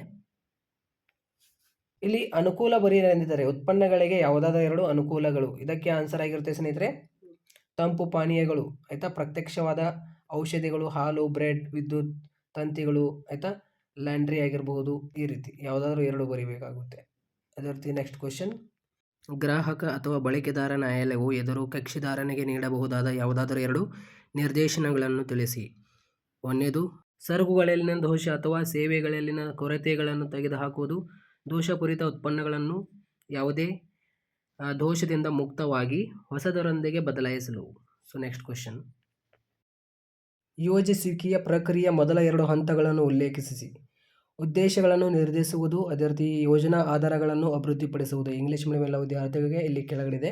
ನೆಕ್ಸ್ಟ್ ಕ್ವಶನ್, ಪ್ರತಿ ನಿಯೋಜನೆಯ ಯಾವುದಾದರೂ ಎರಡು ಮೂಲಾಂಶಗಳನ್ನು ತಿಳಿಸಿ. ಅಧಿಕಾರ ಮತ್ತು ಜವಾಬ್ದಾರಿ, ಆಯಿತಾ. State any two elements of delegation, responsibility and authority ಅಂತ. ನೆಕ್ಸ್ಟ್ ಕ್ವಶನ್, ತರಬೇತಿ ಮತ್ತು ಅಭಿವೃದ್ಧಿಯಿಂದ ಉದ್ಯೋಗಿಗಳಿಗೆ ಆಗುವ ಎರಡು ಪ್ರಯೋಜನಗಳನ್ನು ಬರೀರಿ ಅಂದ ತಕ್ಷಣ ಕೌಶಲ್ಯ ಮತ್ತು ಉತ್ಪಾದಕತೆ ಹೆಚ್ಚಳ, ಅದೇ ರೀತಿ ಆತ್ಮವಿಶ್ವಾಸ ಮತ್ತು ವೃತ್ತಿ ಬೆಳವಣಿಗೆ ಅಂತ ಎರಡು ಪಾಯಿಂಟ್ ಕೊಟ್ಟಿದ್ದೇನೆ ಬೋತ್ ಮೀಡಿಯಂ ಎಲ್ಲ ವಿದ್ಯಾರ್ಥಿಗಳಿಗೆ, ಆಯಿತಾ. ಸೊ ನೆಕ್ಸ್ಟ್ ಕ್ವಶನ್, ಅದೇ ರೀತಿ ನೆಕ್ಸ್ಟ್ ಕ್ವಶನ್, ಮೇಲ್ವಿಚಾರಣೆ ಎಂದರೇನು? ಎಂದರೆ ಕೆಲಸ ಪ್ರಕ್ರಿಯೆ ಅಥವಾ ವ್ಯಕ್ತಿಗಳ ಚಟುವಟಿಕೆಗಳನ್ನು ಸೂಕ್ಷ್ಮವಾಗಿ ಗಮನಿಸಿ ಮಾರ್ಗದರ್ಶನ ನೀಡಿ ಅವು ನಿಗದಿತ ಮಾನದಂಡಗಳ ಪ್ರಕಾರ ಸರಿಯಾಗಿ ನಡೀತಾ ಇದೆಯೋ ಅಥವಾ ಖಚಿತಪಡಿಸಿಕೊಳ್ಳುವ ಪ್ರಕ್ರಿಯೆಯಾಗಿದೆ. ಸಾಮಾನ್ಯವಾಗಿ ಹೇಳಬೇಕಂದ್ರೆ ಏನಾದರೂ ನಡೆಯುವಾಗ ಅದನ್ನು ಗಮನಿಸಿ ಅದಕ್ಕೆ ಸೂಕ್ತ ನಿರ್ದೇಶನ ನೀಡಿ ಯಶಸ್ವಿಗೊಳಿಸುವ ಪ್ರಕ್ರಿಯೆಯಾಗಿದೆ ಅಂತ. ನೆಕ್ಸ್ಟ್ ಕ್ವಶನ್, ನಾಯಕತ್ವದ ಯಾವುದಾದ್ರೂ ಎರಡು ಶೈಲಿಯನ್ನು ಹೆಸರಿಸಿ. ಸರ್ವಾಧಿಕಾರಿ ನಾಯಕತ್ವ, ಪ್ರಜಾಪ್ರಭುತ್ವ ನಾಯಕತ್ವ, ಸೇವಕ ನಾಯಕತ್ವ, ಯಾವುದಾದ್ರೂ ಎರಡು ಬರೀರಿ, ಆಯಿತಾ. ಅನೌಪಚಾರಿಕ ಸಂವಹನ ಎಂದರೇನು? ಅನೌಪಚಾರಿಕ ಸಂವಹನವು ಯಾವುದೇ ಅಧಿಕೃತ ನಿಯಮಗಳು, ಕ್ರಮಾನುಗತ ಅಥವಾ ಪೂರ್ವ ನಿರ್ಧರಿತ ಚಾನೆಲ್ಗಳನ್ನು ಅನುಸರಿಸಿದ ಸಹೋದ್ಯೋಗಿಗಳಿಗೆ ನಡುವಿನ ಮುಕ್ತ, ಸ್ವಯಂಪ್ರೇರಿತ ಮತ್ತು ಸ್ನೇಹಪರ ಸಂವಹನವಾಗಿದೆ. ನೆಕ್ಸ್ಟ್ ಕ್ವಶನ್, ಸಂವಹನದ ಯಾವುದಾದ್ರೂ ಎರಡು ಶಬ್ದಾರ್ಥ ಅಡಚಣೆಗಳನ್ನು ತಿಳಿಸಿ. ಭಾಷಾ ಅಡ್ಡಿ ಮತ್ತು ಶ್ರವಣ ಅಡ್ಡಿ. ನೆಕ್ಸ್ಟ್ ಕ್ವಶನ್, ಸಂವಹನದ ಯಾವುದಾದ್ರೂ ಎರಡು ವೈಯಕ್ತಿಕ ಅಡಚಣೆಗಳನ್ನು ತಿಳಿಸಿ. ಭಾವನಾತ್ಮಕ ಮತ್ತು ಮಾನಸಿಕ. ಮಾಸ್ಲೋ ಅವರ ಅಗತ್ಯಗಳ ವರ್ಗ ಶ್ರೇಣಿಯ ಸಿದ್ಧಾಂತದ ಮೊದಲ ಎರಡು ಅಗತ್ಯತೆಗಳನ್ನು ತಿಳಿಸಿ.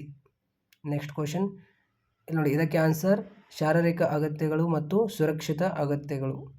ನೆಕ್ಸ್ಟ್ ಕ್ವಶನ್, ನಿಯಂತ್ರಿಸುವಿಕೆ ಯಾವುದಾದರೂ ಎರಡು ಪ್ರಾಮುಖ್ಯತೆಗಳನ್ನು ತಿಳಿಸಿ. ಇದಕ್ಕೆ ಆನ್ಸರ್ ನಿಯಂತ್ರಿಸುವಿಕೆ ಯಾವುದಾದರೂ ಎರಡು ಪ್ರಾಮುಖ್ಯತೆಯನ್ನು ತಿಳಿಸಿ ಅಂದ ತಕ್ಷಣ ಗುರಿ ಸಾಧನೆ, ಸಹಾಯ, ದೋಷಗಳನ್ನು ತಿದ್ದುವುದು. ಮತ್ತೆ ರಿಪೀಟ್ ಆಗಿದೆ ಕ್ವಶನ್. ನೆಕ್ಸ್ಟ್ ಕ್ವಶನ್, ನಿಯಂತ್ರಿಸುವಿಕೆ ಯಾವುದಾದರೂ ಎರಡು ಮಿತಿಗಳನ್ನು ತಿಳಿಸಿ ಅಂದ ತಕ್ಷಣ ನೌಕರರು ವಿರೋಧ ಮತ್ತು ಅದೇ ರೀತಿ ಬಾಹ್ಯ ಅಂಶಗಳ ಮೇಲೆ ಹಿಡಿತ ಕಷ್ಟ ಅಂತ. ನೆಕ್ಸ್ಟ್ ಕ್ವಶನ್, ಸೇವೆಗಳ ಮಾರಾಟ ಪ್ರಕ್ರಿಯೆಗೆ ಯಾವುದಾದ್ರೂ ಎರಡು ಉದಾಹರಣೆಗಳನ್ನು ತಿಳಿಸಿ ಅಂದ ತಕ್ಷಣ ಎಲೆಕ್ಟ್ರಾನಿಕ್ ಮಾರ್ಕೆಟಿಂಗ್, ಕಾರ್ಯಕ್ಷಮತೆ ಮಾರ್ಕೆಟಿಂಗ್, ಆಯಿತಾ, ರೆಫರಲ್ ಮಾರ್ಕೆಟಿಂಗ್ ಮತ್ತು ಅದೇ ರೀತಿ ಸಾಮಾಜಿಕ ಮಾಧ್ಯಮ ನಿರ್ವಹಣೆ. ನೆಕ್ಸ್ಟ್ ಕ್ವಶನ್, ಗ್ರಾಹಕರ ಯಾವುದಾದ್ರೂ ಎರಡು ಜವಾಬ್ದಾರಿಗಳನ್ನು ಬರೆಯಿರಿ ಅಂದ ತಕ್ಷಣ ಉತ್ಪನ್ನಗಳ ಲೇಬಲ್ ಓದುವುದು, ಮುಕ್ತಾಯ ದಿನಾಂಕ ಅಂದರೆ ಎಕ್ಸ್ಪೈರಿ ಡೇಟ್ ನೋಡುವುದು, ಬೆಲೆಯನ್ನು ಪರಿಶೀಲಿಸುವುದು, ಆಯಿತಾ, ವ್ಯಾಪಾರ ಪದ್ಧತಿಯ ವಿರುದ್ಧ ದೂರ ನೀಡುವುದು, ಈ ರೀತಿ ಎಲ್ಲ, ಆಯಿತಾ, ಖರೀದಿಯ ಮುನ್ನ ನೋಡುವುದು, ಈ ರೀತಿ ಇಂಗ್ಲೀಷ್ ಮೀಡಿಯಂ ಎಲ್ಲ ವಿದ್ಯಾರ್ಥಿಗಳಿದೆ. ನೆಕ್ಸ್ಟ್ ಕ್ವಶನ್ ನೋಡೋಣ ಸ್ನೇಹಿತರೆ. ಇವಾಗ ನಾವು 4 ಅಂಕದ ಪ್ರಶ್ನೆಗಳು ನೋಡೋಣ. 4 ಅಂಕದ ಪ್ರಶ್ನೆಗಳು ವೆರಿ ಇಂಪಾರ್ಟೆಂಟ್ ಕ್ವಶನ್ಸ್ಗಳು. ಇವೇ ಕ್ವಶನ್ಸ್ಗಳು ನಿಮಗೆ ಡೆಫಿನೆಟ್ಲಿ ವಾರ್ಷಿಕ ಪರೀಕ್ಷೆಯಲ್ಲಿ ಇವೇ ಕ್ವಶನ್ಸ್ಗಳು ನೋಡೋಕ್ಕೆ ಸಿಗುತ್ತೆ, ಆಯಿತಾ. ಇಲ್ಲಿ ಕೆಲವೊಂದು 2 ಅಥವಾ 1 ಕ್ವಶನ್ಸ್ಗಳು ಎಕ್ಸ್ಟ್ರಾ ಇದೆ, ಬಟ್ ಇವೇ ಕ್ವಶನ್ಸ್ ಅತಿ ಹೆಚ್ಚು ರಿಪೀಟ್ ಕೇಳಿರುವಂತಹ ಪ್ರಶ್ನೆಗಳಾಗಿರುತ್ತೆ. ಡೋಂಟ್ ವರಿ, ಇವೇ ಕ್ವಶನ್ಸ್ ನಿಮಗೆ ನೋಡೋಕ್ಕೆ ಸಿಗುತ್ತೆ ಫೈನಲ್ ಎಕ್ಸಾಮ್ನಲ್ಲಿ. 4 ಅಂಕದ ಪ್ರಶ್ನೆಗಳು ಮತ್ತು 8 ಅಂಕದ ಪ್ರಶ್ನೆಗಳು ಇವಾಗ ನಾವು ಡಿಸ್ಕಷನ್ ಮಾಡೋಣ. ಇಲ್ಲಿ ನೋಡಿ, ಎಲ್ಲ ವಿದ್ಯಾರ್ಥಿಗಳಿಗೆ ಹೇಳೋದೇನೆಂದರೆ ಒಂದು ಪ್ರಶ್ನೆ ಕೇಳಿದ ತಕ್ಷಣ ಅದರ ಅರ್ಥ ಬರೀರಿ, ಆಮೇಲೆ ಏನಿದಿಲ್ಲ ಪಾಯಿಂಟ್ಸ್ಗಳು ಹಾಕಿರಿ, ಆಯಿತಾ.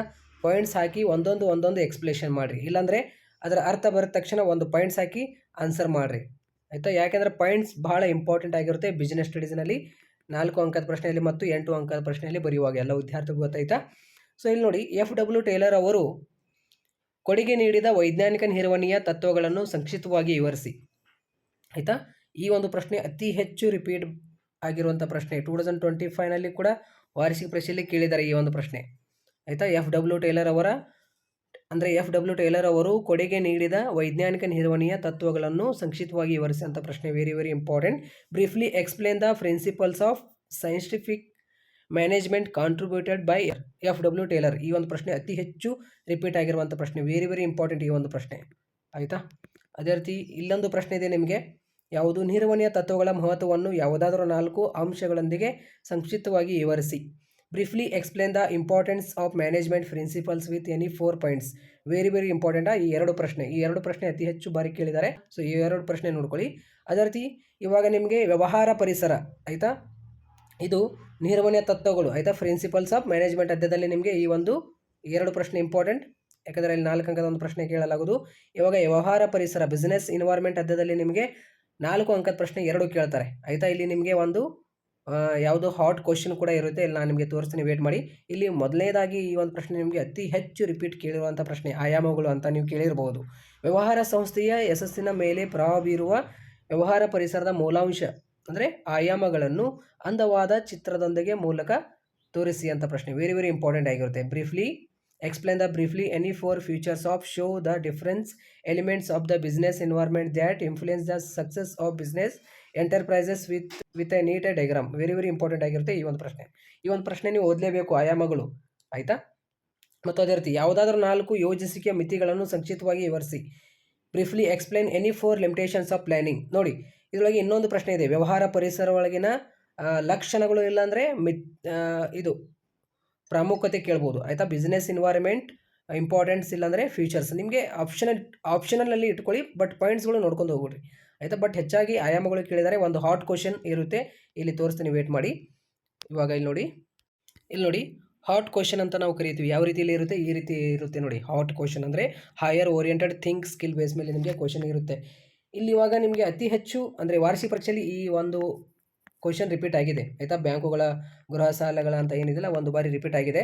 ಮತ್ತು ಈ ಒಂದು ಪ್ರಶ್ನೆ ಕೂಡ ರಿಪೀಟ್ ಆಗಿದೆ. ಯಾವುದು, ಕೆಳಗಿನ ಹೇಳಿಕೆಗಳಲ್ಲಿ ವ್ಯವಹಾರ ಪರಿಸರದ ಆಯಾಮಗಳು, ಅಂದರೆ ಆಯಾಮಗಳು ಅಲ್ಲಿ ಏನು ಹೇಳಿದನಲ್ಲ ಅವೇ ಆಯಾಮಗಳನ್ನು ಗುರುತಿಸಿ ಮತ್ತು ವಿವರಿಸಿ ಅಂತ. ಬ್ಯಾಂಕುಗಳ ಗೃಹ ಸಾಲಗಳ ಮೇಲೆ ಬಡ್ಡಿ ದರ ಕಡಿಮೆ ಮಾಡಿದೆ, ಆಯಿತಾ. ಸಿಗರೇಟ್ ಜಾಹೀರಾತುಗಳು ಶಾಸನವು ಆರೋಗ್ಯಕ್ಕೆ ಹಾನಿಕರ ಎಂಬ ಮಾಹಿತಿಯನ್ನು ಹೊಂದಿರಬೇಕು. ಈ ರೀತಿ ನಿಮಗೆ ಹಾಟ್ ಕ್ವಶನ್ ನಿಮಗೆ ಇಂಪಾರ್ಟೆಂಟ್ ಆಗಿರುತ್ತೆ. ಆಪ್ಷನ್ ಎ ಅಂತ ಹಾಕಿ ಇದರ ಬಗ್ಗೆ ನೀವು ಬರಿಬೇಕಾಗಿರುತ್ತೆ, ಆಯಿತಾ. ಈ ಒಂದು ಪ್ರಶ್ನೆ ನೋಡ್ಕೊಳ್ಳಿ. ಅದೇ ರೀತಿ ಈ ಒಂದು ಪ್ರಶ್ನೆ ಕೂಡ ಜಸ್ಟ್ ಬೇಡ, ಈ ಒಂದು ಪ್ರಶ್ನೆ ನೋಡಿ. ಈ ಕೆಳಗಿನವುಗಳಿಗೆ ಸಂಬಂಧಪಟ್ಟಂಥ ವ್ಯವಹಾರ ಪರಿಸರದ ಆಯಾಮಗಳನ್ನು ಗುರುತಿಸಿ. ನೋಡಿ, ಆಯಾಮಗಳೇ ಕೇಳ್ತಾರೆ ನಿಮಗೆ, ಆಯಿತಾ. ಸೊ ಬ್ಯಾಂಕುಗಳ ಗೃಹ ಸಾಲಗಳ ಮೇಲೆ ಬಡ್ಡಿ ದರ ಕಡಿಮೆ ಮಾಡಿದೆ, ಆಯಿತಾ. ಕೆಲಸ ಮಾಡುವ ಮಹಿಳೆಯರ ಸಂಖ್ಯೆ ಹೆಚ್ಚಿಸಿದೆ, ಆಯಿತಾ. ಅಂತರ್ಜಾಲ ಅಂದರೆ ಇಂಟರ್ನೆಟ್ ವ್ಯವಸ್ಥೆ ಮೂಲಕ ಟಿಕೆಟ್ ರಿಸರ್ವೇಷನ್ ಮಾಡುವುದು. ಮದ್ಯಪಾನಿಗಳಿಗೆ ಜಾಹೀರಾತು ನೀಡುವುದನ್ನು ನಿಷೇಧಿಸಲಾಗಿದೆ. ಈ ರೀತಿ ನಿಮಗೆ ಹಾಟ್ ಕ್ವಶನ್ ಕೇಳ್ತಾರೆ, ಗೊತ್ತಾಯ್ತಾ. ಬಟ್ ಆಯಾಮಗಳು ನಾನು ಏನು ಹೇಳಿದ್ದೇನೆ, ಸೊ ಒಂದೇ ನೋಡ್ಕೊಳ್ಳಿ. ಇದರೊಳಗೆ ನಿಮಗೆ ಈ ಒಂದು ಪ್ರಶ್ನೆ ಹೇಳಿಕೆಗಳಲ್ಲಿ ವ್ಯವಹಾರ ಪರಿಸರದ ಆಯಾಮಗಳನ್ನು ಗುರುತಿಸಿ ಅಂತ ಇದೆಯಲ್ಲ, ಈ ಒಂದು ಪ್ರಶ್ನೆ ನೋಡ್ಕೊಳ್ಳಿ, ಪ್ಲಸ್ ಈ ಒಂದು ಪ್ರಶ್ನೆ ಕೂಡ ನೋಡ್ಕೊಳ್ಳಿ, ಆಯಿತಾ. ಸೊ ನೆಕ್ಸ್ಟ್ ಕ್ವಶನ್ ನೋಡೋಣ. ಹಾಟ್ ಕ್ವಶನಲ್ಲಿ ಆ ಕ್ವಶನ್ 2 ನೋಡ್ಕೊಂಡು ಬಿಡ್ರಿ, ಆಯಿತಾ. ಇಲ್ಲಿ ವ್ಯವಹಾರ ಪರಿಸರದ ನಿಮಗೆ ಆಯಾಮಗಳು ಅಂತ ಪ್ರಶ್ನೆ ಇದ್ದೇ ಇರುತ್ತೆ, ಇದು ವೆರಿ ವೆರಿ ಇಂಪಾರ್ಟೆಂಟ್, ಆಯಿತಾ. ಇವಾಗ ಪ್ಲಾನಿಂಗ್ ಅಧ್ಯಾಯ, ಯೋಜಿಸಿಕೆ ಅಧ್ಯಾಯದಲ್ಲಿ ನಿಮಗೆ ಒಂದು 4 ಅಂಕದ ಒಂದು ಪ್ರಶ್ನೆ ಇರುತ್ತೆ. ಯಾವುದು ಅತಿ ಹೆಚ್ಚು ಇಂಪಾರ್ಟೆಂಟ್ ಅಂದರೆ ಯೋಜಿಸಿಕೆಯ ಯಾವುದಾದ್ರೂ 4 ಮಿತಿಗಳನ್ನು ಸಂಕ್ಷಿಪ್ತವಾಗಿ ವಿವರಿಸಿ. ವೆರಿ ವೆರಿ ಇಂಪಾರ್ಟೆಂಟ್, ಅತಿ ಹೆಚ್ಚು ರಿಪೀಟ್ ಆಗಿರುವಂಥ ಪ್ರಶ್ನೆ. ಅದೇ ರೀತಿ briefly explain any 4 limitations of planning. ಅದೇ ರೀತಿ ಯೋಜಿಸಿಕೆಯ ಪ್ರಕ್ರಿಯೆಯಲ್ಲಿನ ಮೊದಲ 4 ಹಂತಗಳನ್ನು ಸಂಕ್ಷಿಪ್ತವಾಗಿ ವಿವರಿಸಿ. Very very important. Briefly explain the first 4 steps in planning process. Very very important. ಅತಿ ಹೆಚ್ಚು ರಿಪೀಟ್ ಆಗಿರುವಂತಹ ಈ 3 ಪ್ರಶ್ನೆಗಳು ನೋಡಿ. ಯಾವ ಒಂದು ಅಧ್ಯಾಯ, ಪ್ಲಾನಿಂಗ್, ಯೋಜಿಸಿಕೆ ಅಧ್ಯಾಯದಲ್ಲಿ ಈ 3 ಪ್ರಶ್ನೆ ಓದ್ಕೊಂಡು ಬಿಡ್ರಿ. ಈ 3 ಪ್ರಶ್ನೆಗಳಲ್ಲಿ ಒಂದು ಡೆಫಿನೆಟ್ಲಿ ಬಂದೇ ಬರುತ್ತೆ. ಇಲ್ಲಿ ವ್ಯವಹಾರ ಪರಿಸರ, ಆಯಿತಾ, ಆಯಾಮಗಳು ನೋಡ್ಕೋಬೇಕಾಗುತ್ತೆ. ನಾನು ಹಾಟ್ ಕ್ವಶನ್ ಏನು ಹೇಳಿದ್ದೀನಲ್ಲ, ಆ ಹಾಟ್ ಕ್ವಶನಲ್ಲಿ 2 ಪ್ರಶ್ನೆಯಲ್ಲಿ 2 ನೋಡ್ಕೊಂಡು ಬಿಡ್ರಿ, ಆಯಿತಾ. ಇಲ್ಲಿ FW ಟೇಲರ್ ಪ್ರಶ್ನೆ ನೋಡ್ಕೊಳ್ಳಿ, ಮತ್ತು ಅದೇ ರೀತಿ ನಿರ್ವಹಣೆಯ ಮಹತ್ವಗಳ 4 ಅಂಶಗಳೊಂದಿಗೆ ಸಂಕ್ಷಿಪ್ತವಾಗಿ ವಿವರಿಸಿ ಅಂತ ನೋಡ್ಕೊಳ್ಳಿ ಪ್ರಶ್ನೆ, ಆಯಿತಾ. ಯಾವುದೇ ಕಾರಣಕ್ಕೂ ಮಿಸ್ ಮಾಡ್ಕೊಳ್ಳೋಕೆ ಹೋಗ್ಬೇಡ್ರಿ ಈ ಪ್ರಶ್ನೆಗಳು. ಈ ಒಂದು ಪ್ರಶ್ನೆ ನೋಡಿ, ಸಿಬ್ಬಂದಿ ನಿರ್ವಹಣೆ, ಆಯಿತಾ. 6ನೇ ಅಧ್ಯಾಯದಲ್ಲಿ ನಿಮಗೆ 4 ಅಂಕದ ಪ್ರಶ್ನೆ, ಆಯಿತಾ. 5ನೇ ಅಧ್ಯಾಯದಲ್ಲಿ ನಿಮಗೆ 8 ಅಂಕದ ಪ್ರಶ್ನೆ ಇದೆ, ಇಲ್ಲಿ ವೇಟ್ ಮಾಡಿ. ಸರಿ, 5ನೇ ಅಧ್ಯಾಯದಲ್ಲಿ ನಿಮಗೆ 8 ಅಂಕದ ಒಂದು ಪ್ರಶ್ನೆ ಇದೆ, ಇಲ್ಲಿ ಮುಂದೆ ಇದೆ, ವೇಟ್ ಮಾಡಿ. ಇಲ್ಲಿ ನೋಡಿ, ವೆರಿ ವೆರಿ ಇಂಪಾರ್ಟೆಂಟ್ ಸ್ನೇಹಿತರೆ. ಯೋಜಿಸಿಕೆಯ ಪ್ರಾಮುಖ್ಯತೆಯನ್ನು ವಿವರಿಸಿ, ಯೋಜಿಸಿಕೆಯ ಮೊದಲ 4 ಹಂತಗಳು, ಯೋಜಿಸಿಕೆಯ ಮಿತಿಗಳು, ಈ 3 type questions very very important ಆಗಿರುತ್ತೆ, ಆಯಿತಾ. ನನ್ನ ಪ್ರಕಾರ ಯೋಜಿಸಿಕೆಯ ಲಕ್ಷಣಗಳು ಅಷ್ಟು ಈಸಿ ನಿಮಗೆ ಕ್ವಶನ್ಸ್ ಕೇಳಲ್ಲ. ನಿಮಗೆ ಮಿತಿಗಳು, 4 ಹಂತಗಳು ಮತ್ತು ಇಲ್ಲಾಂದರೆ 4 ಪ್ರಾಮುಖ್ಯತೆಯ ಪ್ರಾಮುಖ್ಯತೆ ಕೇಳ್ಬೋದು ಈ ರೀತಿ ಆಯಿತಾ. ಈ ಒಂದು ಅಧ್ಯಾಯದಲ್ಲಿ ನೋಡಿ, 6ನೇ ಅಧ್ಯಾಯದಲ್ಲಿ ಮಾನವ ಸಂಪನ್ಮೂಲ ವ್ಯವಸ್ಥಾಪಕರಾಗಿ ನಿಮ್ಮ ಕಂಪನಿಯಲ್ಲಿ ಖಾಲಿ ಇರುವ ಸ್ಥಾನಗಳನ್ನು ಭರ್ತಿ ಮಾಡಲು ಅವಶ್ಯಕ ಇರುವ ಯಾವುದಾದ್ರೂ 8 ಬಾಹ್ಯ ಮೂಲಗಳನ್ನು ಪಟ್ಟಿ ಮಾಡಿ ಅಂದಿದ್ದಾರೆ. ಅವರು ಎಕ್ಸ್ಪ್ಲೇಷನ್ ಮಾಡಿ ಅಂದಿಲ್ಲ. ಸರ್ ಇದು 8 ಅಂಕದ ಪ್ರಶ್ನೆ ಇಲ್ಯಾಕೆ ಕೇಳಿದ್ದಾರೆ ಅಂತ ನೀವು ನನಗೆ ಇವಾಗ ಕಮೆಂಟ್ ಮಾಡ್ತಿರ್ಬೋದು. ಬಟ್ ಇಲ್ಲಿ ನೋಡಿ, ಇವಾಗ ಇಲ್ಲಿ ಪಟ್ಟಿ ಮಾಡಿ ಅಂತ ಅಷ್ಟೇ ಅಂದಿದ್ದಾರೆ. ಅಂದರೆ 8 ಪಾಯಿಂಟ್ಸ್ ಬರುತ್ತೆ. ಆ 8 ಪಾಯಿಂಟ್ಸ್ ನೀವು ಬರೆದು ಬಿಟ್ಟರೆ ಮುಗೀತು, ನಿಮಗೆ 8 ಮಾರ್ಕ್ಸ್ ಕೊಡ್ತಾರೆ. ಒಂದೊಂದಕ್ಕೆ ಒಂದೊಂದು ಮಾರ್ಕ್ಸ್ ಕೊಡ್ತಾರೆ. ಇಲ್ಲಿದೆ ನೋಡಿ ಅದೇ ಪ್ರಶ್ನೆ ಕೆಳಗಡೆ, ಮಾನವ ಸಂಪನ್ಮೂಲ ವ್ಯವಸ್ಥಾಪಕರಾಗಿ ನಿಮ್ಮ ಕಂಪನಿಯಲ್ಲಿ ಸಂಭಾವ್ಯ ಉದ್ಯೋಗಗಳನ್ನು ಆಯ್ಕೆ ಮಾಡುವಾಗ ಬಳಸುವ ಯಾವುದಾದ್ರೂ 4 ಪರೀಕ್ಷೆಗಳನ್ನು ವಿವರಿಸಿ ಅಂದಿದ್ದಾರೆ. ವಿವರಿಸಿ ಅಂದ ತಕ್ಷಣ ನೀವು ಪಾಯಿಂಟ್ಸ್ ಹಾಕಿ ಎಕ್ಸ್ಪ್ಲೇಷನ್ ಮಾಡಬೇಕಾಗುತ್ತೆ ಆಯಿತಾ. ಬೋಧ್ ಮೇಡಮ್ ಎಲ್ಲ ವಿದ್ಯಾರ್ಥಿಗಳು ಎಲ್ಲಿದೆ, ವೆರಿ ವೆರಿ ಇಂಪಾರ್ಟೆಂಟ್ ಆಗಿರ್ತೀವಿ ಎಲ್ಲ ಪ್ರಶ್ನೆ ಆಯಿತಾ. As a human resource manager list out any 8 necessary external sources of recruitment to fill the vacancy in your company. Very very important ಆಗಿರುತ್ತೆ. ನೆಕ್ಸ್ಟ್ ಕ್ವಶನ್, ಈ ಒಂದು ಪ್ರಶ್ನೆ, as a human resource manager explain briefly any 4 types of test used while selecting prospective employees in your company. Very very important. ಈ 2 ಪ್ರಶ್ನೆ ನಿಮಗೆ ಪಟ್ಟಿ ಮಾಡಿ ಅಂತ ಕೊಟ್ಟರೆ 8 ಪಾಯಿಂಟ್ಸ್ಗಳು ಹಾಕಿ ಎಕ್ಸ್ಪ್ಲೇಷನ್ ಮಾಡುವಂತಿಲ್ಲ. ಓನ್ಲಿ 8 ಪಾಯಿಂಟ್ಸ್ ಹಾಕಿಬಿಡೋದು ಸಾಕು, 8 ಮಾರ್ಕ್ಸ್ ಕೊಡ್ತಾರೆ. ಇಲ್ಲಿ ಎಕ್ಸ್ಪ್ಲೇಷನ್ ಮಾಡಿ ಅಂದಿದ್ದಾರೆ. ಯಾವುದಾದ್ರೂ 4 ಅಂದರೆ ಉದ್ಯೋಗಗಳನ್ನು ನೀವು ಏನು ಇವಾಗ ನೀವು ಕಂಪ್ನಿ ನಡೆಸ್ತಾ ಇದ್ದೀರಾ ಅಂತ ಅಂದ್ಕೊಳ್ಳಿ. ಇವಾಗ ನೀವು ಹೈರಿಂಗ್ ಮಾಡ್ತೀರಾ. ಹೈರಿಂಗ್ ಮಾಡಿದ ತಕ್ಷಣ ಏನು ಅಪ್ಲಿಕೇಶನ್ ಹಾಕ್ತಾರಲ್ಲ, ಅವರಿಗೆ ಯಾವ ರೀತಿಯಲ್ಲಿ ನೀವು ಆಯ್ಕೆ ಮಾಡ್ಕೋತಿರಲ್ಲ ಆ ಪಾಯಿಂಟ್ಸ್ಗಳು ಹಾಕಿ ಇಲ್ಲಿ ಎಕ್ಸ್ಪ್ಲೇಷನ್ ಮಾಡಬೇಕಷ್ಟೇ, ಮತ್ತೇನಿಲ್ಲ. ಇವಾಗ ನೆಕ್ಸ್ಟ್ ಕ್ವಶನ್, ಇಲ್ಲಿ ನೋಡಿ, ಬಾಹ್ಯ ನೇಮಕಾತಿ ಮೂಲಗಳ ಯಾವುದಾದ್ರೂ 4 ಅನುಕೂಲತೆಗಳನ್ನು ಸಂಕ್ಷಿಪ್ತವಾಗಿ ವಿವರಿಸಿ. ನೋಡಿ, ನಾನು ಈ ಒಂದು ಪ್ರಶ್ನೆ ಯಾಕೆ ಕೊಟ್ಟಿದ್ದೇನೆ ಅಂದರೆ ಅನುಕೂಲತೆಗೆ ಬಹಳ ಕೇಳಿದ್ದಾನೆ. ಯಾವುದು ಬಾಹ್ಯ ನೇಮಕಾತಿಯ ಮೂಲಗಳ ಯಾವುದಾದ್ರೂ 4 ಅನುಕೂಲತೆಗಳನ್ನು ಸಂಕ್ಷಿಪ್ತವಾಗಿ ವಿವರಿಸಿ. Explain the any 4 external recruitment sources of advantages. Very very important ಆಗಿರುತ್ತೆ ಆಯಿತಾ. ಸೊ ಅದೇ ರೀತಿ ನೆಕ್ಸ್ಟ್ ಕ್ವಶನ್ ನೋಡಿ, ಈ ಒಂದು ಪ್ರಶ್ನೆ ಆಪ್ಷನಲ್ ಇಟ್ಕೊಳ್ಳಿ. ಯಾವುದಂದರೆ ಈ ಒಂದು ಪ್ರಶ್ನೆ ನೋಡ್ಕೊಳ್ಳಿ, ಯಾವುದಂದರೆ ತರಬೇತಿ ಮತ್ತು ಅಭಿವೃದ್ಧಿ ಚಟುವಟಿಕೆಯಿಂದ ಉದ್ಯೋಗಿಗಳಿಗೆ ಆಗುವ ಪ್ರಯೋಜನಗಳನ್ನು ವಿವರಿಸಿ.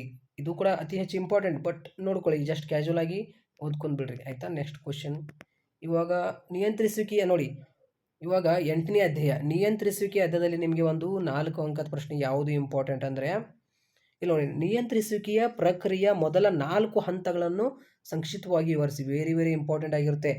Explain briefly the first 4 steps in control process. Very very important ಆಗಿರುತ್ತೆ. ನಿಯಂತ್ರಿಸುವಿಕೆ ಯಾವುದಾದ್ರೂ 4 ಪ್ರಾಮುಖ್ಯತೆಯನ್ನು ಸಂಕ್ಷಿಪ್ತವಾಗಿ ವಿವರಿಸಿ. Very very important. Explain the any 4 importance of controlling. ಇದು ಪ್ಲಾನಿಂಗ್ ಅಂತ ಆಗಿದೆ, ಕಂಟ್ರೋಲಿಂಗ್ ಅಂತ ಮಾಡ್ಕೊಳ್ಳಿ. ವೆರಿ ವೆರಿ ಇಂಪಾರ್ಟೆಂಟ್ ಆಗಿರುತ್ತೆ ಈ ಒಂದು ಪ್ರಶ್ನೆ ಆಯಿತಾ. ಅದೇ ರೀತಿ ನಿಯಂತ್ರಿಸುವಿಕೆಯ ಮಿತಿಗಳನ್ನು ಸಂಕ್ಷಿಪ್ತವಾಗಿ ವಿವರಿಸಿ. Explain the any 4 limitations of controlling. ನೋಡಿ, ಈ ಕಂಟ್ರೋಲಿಂಗ್ ಮತ್ತು ಇಂಪಾರ್ಟೆನ್ಸ್ ಆಫ್ ಕಂಟ್ರೋಲಿಂಗ್ ಆಯಿತಾ, limitations of controlling, 4 steps of controlling process. ಈ 3 ಪ್ರಶ್ನೆ ಹೇಗೆ ಅಲ್ಲಿ ಯೋಜಿಸುವಿಕೆ ಅಧ್ಯಾಯದಲ್ಲಿ ಹೆಂಗೆ 3 ಅದಲ್ಲವ, ಹೀಗೆ ಇಲ್ಲಿ ನಿಯಂತ್ರಿಸುವಿಕೆ ಅಧ್ಯಾಯದಲ್ಲಿ ಈ 3 ಪ್ರಶ್ನೆ ಒಳಗಿಂದು ಯಾವುದಾದ್ರೂ ಒಂದು ನಿಮಗೆ ಬಂದೇ ಬರುತ್ತೆ. ಸೊ ಹೀಗೆ ಇಂಪಾರ್ಟೆಂಟ್ ಆಗಿರುತ್ತೆ ಇದು ಪ್ರಶ್ನೆ ಆಯಿತಾ. ಅದೇ ರೀತಿ ಹಣಕಾಸು ಒದಗಿಸುವ ನಿರ್ಣಯದ ಮೇಲೆ ಪ್ರಭಾವ ಬೀರುವ ಅಂಶಗಳನ್ನು ವಿವರಿಸಿ. ಇದು ನಿಮಗೆ 10ನೇ ಅಧ್ಯಾಯದಲ್ಲಿ ಆಯಿತಾ. ಅದೇ ರೀತಿ ಇಲ್ಲಿ ನಿಮಗೆ ನಾನು ಒಂದು ಹಾಟ್ ಕ್ವಶನ್ ಕೊಡ್ತೀನಿ. ಇಲ್ಲಿ ಇಂಗ್ಲೀಷ್ ಮೀಡಿಯಮ್ ಎಲ್ಲ ವಿದ್ಯಾರ್ಥಿಗಳಿಗೆ ಇಲ್ಲಿ ಆ್ಯಡ್ ಆಗುತ್ತೆ ಟೆಸ್ಟ್, ಡೋಂಟ್ ವರಿ. ಕೆಳಗಡೆ ಕಮೆಂಟ್ ಬಾಕ್ಸ್ನಲ್ಲಿ ಈ ಒಂದು PDF ಲಿಂಕ್ ಇರುತ್ತೆ ನಿಮಗೆ ಆಯಿತಾ. ಇಲ್ಲಿ ನೋಡಿ, ದೈನಂದಿನ ಚಟುವಟಿಕೆಗಳಿಗೆ ಅವಶ್ಯಕವಾಗಿರುವ ಬಂಡವಾಳವನ್ನು ಏನೆಂದು ಕರೆಯುವಿರಿ. ಅಂತಹ ಅವಶ್ಯಕತೆ ಮೇಲೆ ಪ್ರಭಾವ ಬೀರುವ ಯಾವುದಾದ್ರೂ 3 ಅಂಶಗಳನ್ನು ಸಂಕ್ಷಿಪ್ತವಾಗಿ ವಿವರಿಸಿ ಅಂತ ಇಲ್ಲಿ ಹಾಟ್ ಕ್ವಶನ್ ಇದೆ ಆಯಿತಾ, ಈ ಒಂದು ಪ್ರಶ್ನೆ. ಅದೇ ರೀತಿ ಯಾವ್ದು ನೋಡಿ, ಇವಾಗ 11ನೇ ಅಧ್ಯಾಯದಲ್ಲಿ ನಿಮಗೆ 2 ಪ್ರಶ್ನೆ ಕೊಟ್ಟಿದ್ದೇನೆ ಆಯಿತಾ. Very very important. ಈ 2 ಪ್ರಶ್ನೆ ಬರ್ಬೋದು ನಿಮಗೆ. 11ನೇ ಅಧ್ಯಾಯದಲ್ಲಿ 4 ಅಂಕದ ಪ್ರಶ್ನೆ 2 ಕೇಳಲಾಗೋದು ಮಾರಾಟ ಪ್ರಕ್ರಿಯೆ ಅಧ್ಯಾಯದಲ್ಲಿ ಆಯಿತಾ. ಇದು ಹಣಕಾಸು ನಿರ್ವಹಣೆ ನೋಡಿ, ಹಣಕಾಸು ನಿರ್ವಹಣೆ ಅಧ್ಯಾಯದಲ್ಲಿ ನಿಮಗೆ ಒಂದು ಪ್ರಶ್ನೆ ಆಗಿರುತ್ತೆ. ಇದು ಈ 2 ಪ್ರಶ್ನೆ ಆಯಿತಾ. ಹಾಟ್ ಕ್ವಶನ್ ಒಂದು, ನಾರ್ಮಲ್ ಕ್ವಶನ್ ಕೊಟ್ಟಿದ್ದೇನೆ. ಇಲ್ಲಿ ನೋಡಿ, ಮಾರಾಟ ಪ್ರಕ್ರಿಯೆ ಅಧ್ಯಾಯದಲ್ಲಿ ನಿಮಗೆ 11ನೇ ಅಧ್ಯಾಯದಲ್ಲಿ ಮಾರಾಟ ಪ್ರಕ್ರಿಯೆ ಯಾವುದಾದ್ರೂ 4 ಕಾರ್ಯಗಳನ್ನು ವಿವರಿಸಿ. Explain any 4 functions of marketing. Very very important. ಇದೇ ಕೇಳಬಹುದು. ಈ 2ರಲ್ಲಿ ಒಂದು ಬಂದರೂ ಕೂಡ ಓಕೆ ಆಯಿತಾ. ಈ 2 ಇಂಪಾರ್ಟೆಂಟೇ ಆಗಿರುತ್ತೆ. ಮಾರಾಟ ಪ್ರಕ್ರಿಯೆ ಮಿಶ್ರಣದ ಮೂಲಾಂಶಗಳನ್ನು ಸಂಕ್ಷಿಪ್ತವಾಗಿ ವಿವರಿಸಿ. Briefly explain the elements of marketing mix. Very very important ಈ 2 ಪ್ರಶ್ನೆ ನಿಮಗೆ ಆಯಿತಾ. ಮಾರಾಟ ಪ್ರಕ್ರಿಯೆ ಅಧ್ಯಾಯದಲ್ಲಿ ನಿಮಗೆ ಏನು 4 ಅಂಕದ ಪ್ರಶ್ನೆ 2 ಕೇಳಲಾಗೋದು. ಇವಾಗ ಕೊನೆಯ ಅಧ್ಯಾಯ ಆಯಿತಾ, ಯಾವುದು ಗ್ರಾಹಕ ಬಳಕೆದಾರರು ಅಂತ ಅಧ್ಯಾಯ ಇದೆಯಲ್ಲ, ಆ ಒಂದು ಅಧ್ಯಾಯದಲ್ಲಿ ನಿಮಗೆ ಈ ಒಂದು ಪ್ರಶ್ನೆ ಅತಿ ಹೆಚ್ಚು ಇಂಪಾರ್ಟೆಂಟ್ ನೋಡಿ. Explain the any 4 rights of consumer, ಬಳಕೆದಾರನ ಯಾವುದಾದರೂ 4 ಹಕ್ಕುಗಳನ್ನು ಬರೆಯಿರಿ ಈ ಒಂದು ಪ್ರಶ್ನೆ. ಪ್ಲಸ್ ಗ್ರಾಹಕ ಅಥವಾ ಬಳಕೆದಾರರು ಸರಕು ಮತ್ತು ಸೇವೆಗಳನ್ನು ಖರೀದಿಸುವಾಗ, ಬಳಸುವಾಗ ಮತ್ತು ಅನುಭವಿಸುವಾಗ ಹೊಂದಿರಬೇಕಾದ ಯಾವುದಾದರೂ 4 ಹೊಣೆಗಾರಿಕೆಗಳನ್ನು ತಿಳಿಸಿ ಅಂತ ನಿಮಗೆ ಪ್ರಶ್ನೆ ಕೇಳ್ಬೋದು. ವೆರಿ ವೆರಿ ಇಂಪಾರ್ಟೆಂಟ್ ಆಗಿರುತ್ತೆ. State any 4 responsibility of consumer while purchasing using consuming goods and services. Very very important ಆಗಿರುತ್ತೆ ಈ ಒಂದು ಪ್ರಶ್ನೆ, ಆಯಿತಾ. ಈ ರೀತಿಯಲ್ಲಿ ನಿಮಗೆ ಏನು 4 marks questions very very important ಆಗಿತ್ತು. ಇವೇ ಕ್ವಶನ್ಸ್ ನಿಮಗೆ ಡೆಫಿನೆಟ್ಲಿ ಬರುತ್ತೆ. ಎಲ್ಲ ವಿದ್ಯಾರ್ಥಿಗಳು ನೋಡ್ಕೊಂಡು ಹೋಗ್ಬಿಡ್ರಿ, ಆಯಿತಾ. ಇವಾಗ 8 ಅಂಕದ ಪ್ರಶ್ನೆಗಳು. 8 ಅಂಕದ ಪ್ರಶ್ನೆಯಲ್ಲಿ very very important. Explain the futures of management, ಅಂದರೆ ನಿರ್ವಹಣೆಯ ಗುಣಲಕ್ಷಣಗಳನ್ನು ವಿವರಿಸಿ. ನನ್ನ ಪ್ರಕಾರ ಇದು ಕೇಳಂಗಿಲ್ಲ ಅಂತ ಅನ್ಕೋತಾ ಇದ್ದೀನಿ, ಯಾಕೆಂದರೆ ಇವಾಗ ಪದೇ ಪದೇ ಇದೇ ಪ್ರಶ್ನೆ ಕೇಳಿದ್ದಾನೆ.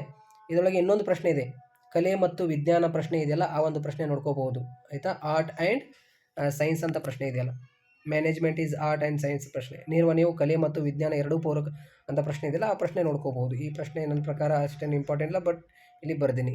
ನೆಕ್ಸ್ಟ್ ಕ್ವಶನ್ ನೋಡಿ, ಸಂಘಟಿಸುವಿಕೆಯ ಎಂದರೇನು, ಸಂಘಟಿಸುವಿಕೆಯ ಪ್ರಾಮುಖ್ಯತೆಯನ್ನು ವಿವರಿಸಿ. ನೋಡಿ, ಇಲ್ಲಿ 5ನೇ ಅಧ್ಯಾಯದಲ್ಲಿ ನಿಮಗೆ ಒಂದು 8 ಅಂಕದ ಒಂದು ಪ್ರಶ್ನೆ, 1ನೇ ಅಧ್ಯಾಯದಲ್ಲಿ ಇದು 8 ಅಂಕದ ಒಂದು ಪ್ರಶ್ನೆ. ನೋಡಿ, ಸಂಘಟಿಸುವಿಕೆ ಎಂದರೇನು, ಸಂಘಟಿಸುವಿಕೆ ಪ್ರಾಮುಖ್ಯತೆಯನ್ನು ವಿವರಿಸಿ ಅಂತ ನಿಮಗೆ ಪ್ರಶ್ನೆ. What is organisation, explain the it is importance ಅಂತ ಪ್ರಶ್ನೆ ಇದೆ ನಿಮಗೆ 8 ಅಂಕದ ಪ್ರಶ್ನೆಯಲ್ಲಿ. ನೋಡ್ಕೊಳ್ಳಿ ಕ್ಯಾಶುವಲ್ ಆಗಿ ಈ ಒಂದು ಪ್ರಶ್ನೆ. ನನ್ನ ಪ್ರಕಾರ ಈ ಪ್ರಶ್ನೆ ಇಂಪಾರ್ಟೆಂಟ್ ನಿಮಗೆ. ಯಾವುದಂದರೆ ಇಲ್ಲಿದೆ ನೋಡಿ.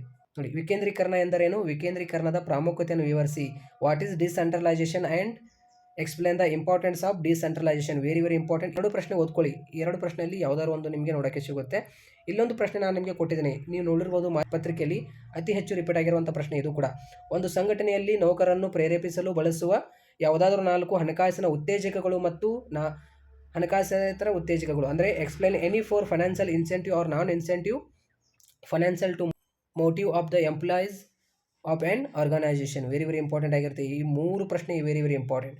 ಪ್ರತಿ ನಿಯೋಜನೆ ಎಂದರೇನು, ಪ್ರತಿ ನಿಯೋಜನೆಯ ಪ್ರಾಮುಖ್ಯತೆಯನ್ನು ವಿವರಿಸಿ. ಈ ಪ್ರಶ್ನೆ ಕ್ಯಾಶುವಲ್ ಆಗಿ ನೋಡ್ಕೊಳ್ಳಿ, ಆಯಿತಾ. ಈ 3 ಪ್ರಶ್ನೆ ನಿಮಗೆ ಅತಿ ಹೆಚ್ಚು ಇಂಪಾರ್ಟೆಂಟ್ ಆಗಿರುತ್ತೆ 5ನೇ ಅಧ್ಯಾಯದಲ್ಲಿ, ಆಯಿತಾ. ಇವಾಗ 6ನೇ ಅಧ್ಯಾಯ. 6ನೇ ಅಧ್ಯಾಯದಲ್ಲಿ ನಿಮಗೆ ಒಂದು 8 ಅಂಕದ ಒಂದು ಪ್ರಶ್ನೆ ಇರುತ್ತೆ. ಇಲ್ಲಿ ನೋಡಿ, ವೆರಿ ವೆರಿ ಇಂಪಾರ್ಟೆಂಟ್. ಸಿಬ್ಬಂದಿ ನಿರ್ವಹಣೆಯ ಪ್ರಕ್ರಿಯೆಯ ಹಂತಗಳನ್ನು ವಿವರಿಸಿ. ಈ ರೀತಿ ಕ್ವಶನ್ ಕೇಳ್ಬೋದು, ಇಲ್ಲಾಂದರೆ ಸಿಬ್ಬಂದಿ ನಿರ್ವಹಣೆಯ ಪ್ರಕ್ರಿಯೆಯಲ್ಲಿನ ಅನುಸರಿಸುವ ವಿವಿಧ ಹಂತಗಳನ್ನು ವಿವರಿಸಿ. 2 ಪ್ರಶ್ನೆ ಒಂದೇ, ಆಯಿತಾ. Explain the stages of staffing process. Very very important. ಈ ಒಂದೇ ಪ್ರಶ್ನೆ ನಿಮಗೆ ಡೆಫಿನೆಟ್ಲಿ ಬಂದೇ ಬರುತ್ತೆ 8 ಅಂಕದ ಪ್ರಶ್ನೆಯಲ್ಲಿ, ಓದ್ಕೊಂಡು ಹೋಗ್ಬಿಡ್ರಿ, ಆಯಿತಾ. ಇವಾಗ ನಿರ್ದೇಶಿಸುವಿಕೆ ಚಾಪ್ಟರ್ನಲ್ಲಿ ನೋಡಿ, ನಿಮಗೆ explain the principles of directing. Very very important ಪ್ರಶ್ನೆ ಡೆಫ್ ಬರುತ್ತೆ, ಯಾಕೆಂದರೆ 2024ನಲ್ಲಿ ಮತ್ತು 25ನಲ್ಲಿ ಕೂಡ ಈ ಪ್ರಶ್ನೆ ಅತಿ ಹೆಚ್ಚು ರಿಪೀಟ್ ಆಗಿರುವಂಥ ಪ್ರಶ್ನೆ ಆಗಿರುತ್ತೆ. Explain the principles of directing, ನಿರ್ದೇಶಿಸುವಿಕೆ ತತ್ವಗಳನ್ನು ವಿವರಿಸಿ ಅಂತ, ಆಯಿತಾ. ಅದೇ ರೀತಿ ಈ ಒಂದು ಪ್ರಶ್ನೆ ಕೂಡ ನೋಡ್ಕೊಳ್ಳಿ. ಯಾವುದು ಪ್ರಶ್ನೆ ಅಂದರೆ ಇಲ್ಲಿದೆ ನೋಡಿ, ಪರಿಣಾಮಕಾರಿಯಾಗಿ ಸಂವಹನದ ಅಡೆತಡೆಗಳನ್ನು ನಿವಾರಿಸಲು ತೆಗೆದುಕೊಳ್ಳಬೇಕಾದ ಸೂಕ್ತ ಕ್ರಮಗಳ ಬಗ್ಗೆ ಸಲಹೆಗಳನ್ನು ನೀಡಿ. Suggest the suitable major to be taken to overcome barriers to effective communication. Very very important, ಆಯಿತಾ. ಈ 2 ಪ್ರಶ್ನೆ ನಿರ್ದೇಶಿಸುವಿಕೆ ಅಧ್ಯಾಯದಲ್ಲಿ. ಈ ಒಂದು ಅಧ್ಯಾಯದಲ್ಲಿ ಇನ್ನೊಂದು ಪ್ರಶ್ನೆ ಇದೆ, ಮೇಲ್ವಿಚಾರಣೆ ಎಂದರೇನು, ಮೇಲ್ವಿಚಾರಣೆಯ ಮಹತ್ವವನ್ನು ವಿವರಿಸಿ ಅಂತ ಪ್ರಶ್ನೆ ಇದೆಯಲ್ಲ. What is supervision and it is importance. ಪ್ರಶ್ನೆ ಕ್ಯಾಶುವಲ್ ಆಗಿ ಇಟ್ಕೊಳ್ಳಿ. ಈ ಒಂದು ಪ್ರಶ್ನೆ ನಾನು ಅತಿ ಹೆಚ್ಚು ಯಾವ ಒಂದು ಪ್ರಶ್ನೆ ಮೇಲೆ ಒತ್ತು ನೀಡಿದ್ದೀನಲ್ಲ ಆ ಪ್ರಶ್ನೆ ನೀವು ಓದ್ಕೊಂಡು ಬಿಡ್ರಿ, ಯಾಕೆಂದರೆ ಅವೇ ಕ್ವಶನ್ಸ್ ಅತಿ ಹೆಚ್ಚು ರಿಪೀಟ್ ಆಗಿರುವಂತಹ ಕ್ವಶನ್ಸ್ಗಳಾಗಿರುತ್ತೆ ನೋಡಿ. ಈ ಒಂದು ಇವಾಗ ಮಾರಾಟ ಪ್ರಕ್ರಿಯೆ ಅಧ್ಯಾಯದಲ್ಲಿ ನಿಮಗೆ 8 ಅಂಕದ ಒಂದು ಪ್ರಶ್ನೆ, 11ನೇ ಅಧ್ಯಾಯ ಕೊನೆಯ ಚಾಪ್ಟರ್ನಲ್ಲಿ. ಇಲ್ಲಿ ನೋಡಿ, ಜಾಹೀರಾತು ಮತ್ತು ವೈಯಕ್ತಿಕ ಮಾರಾಟದ ನಡುವಿನ ಯಾವುದಾದ್ರೂ 8 ವ್ಯತ್ಯಾಸಗಳನ್ನು ಬರೀರಿ.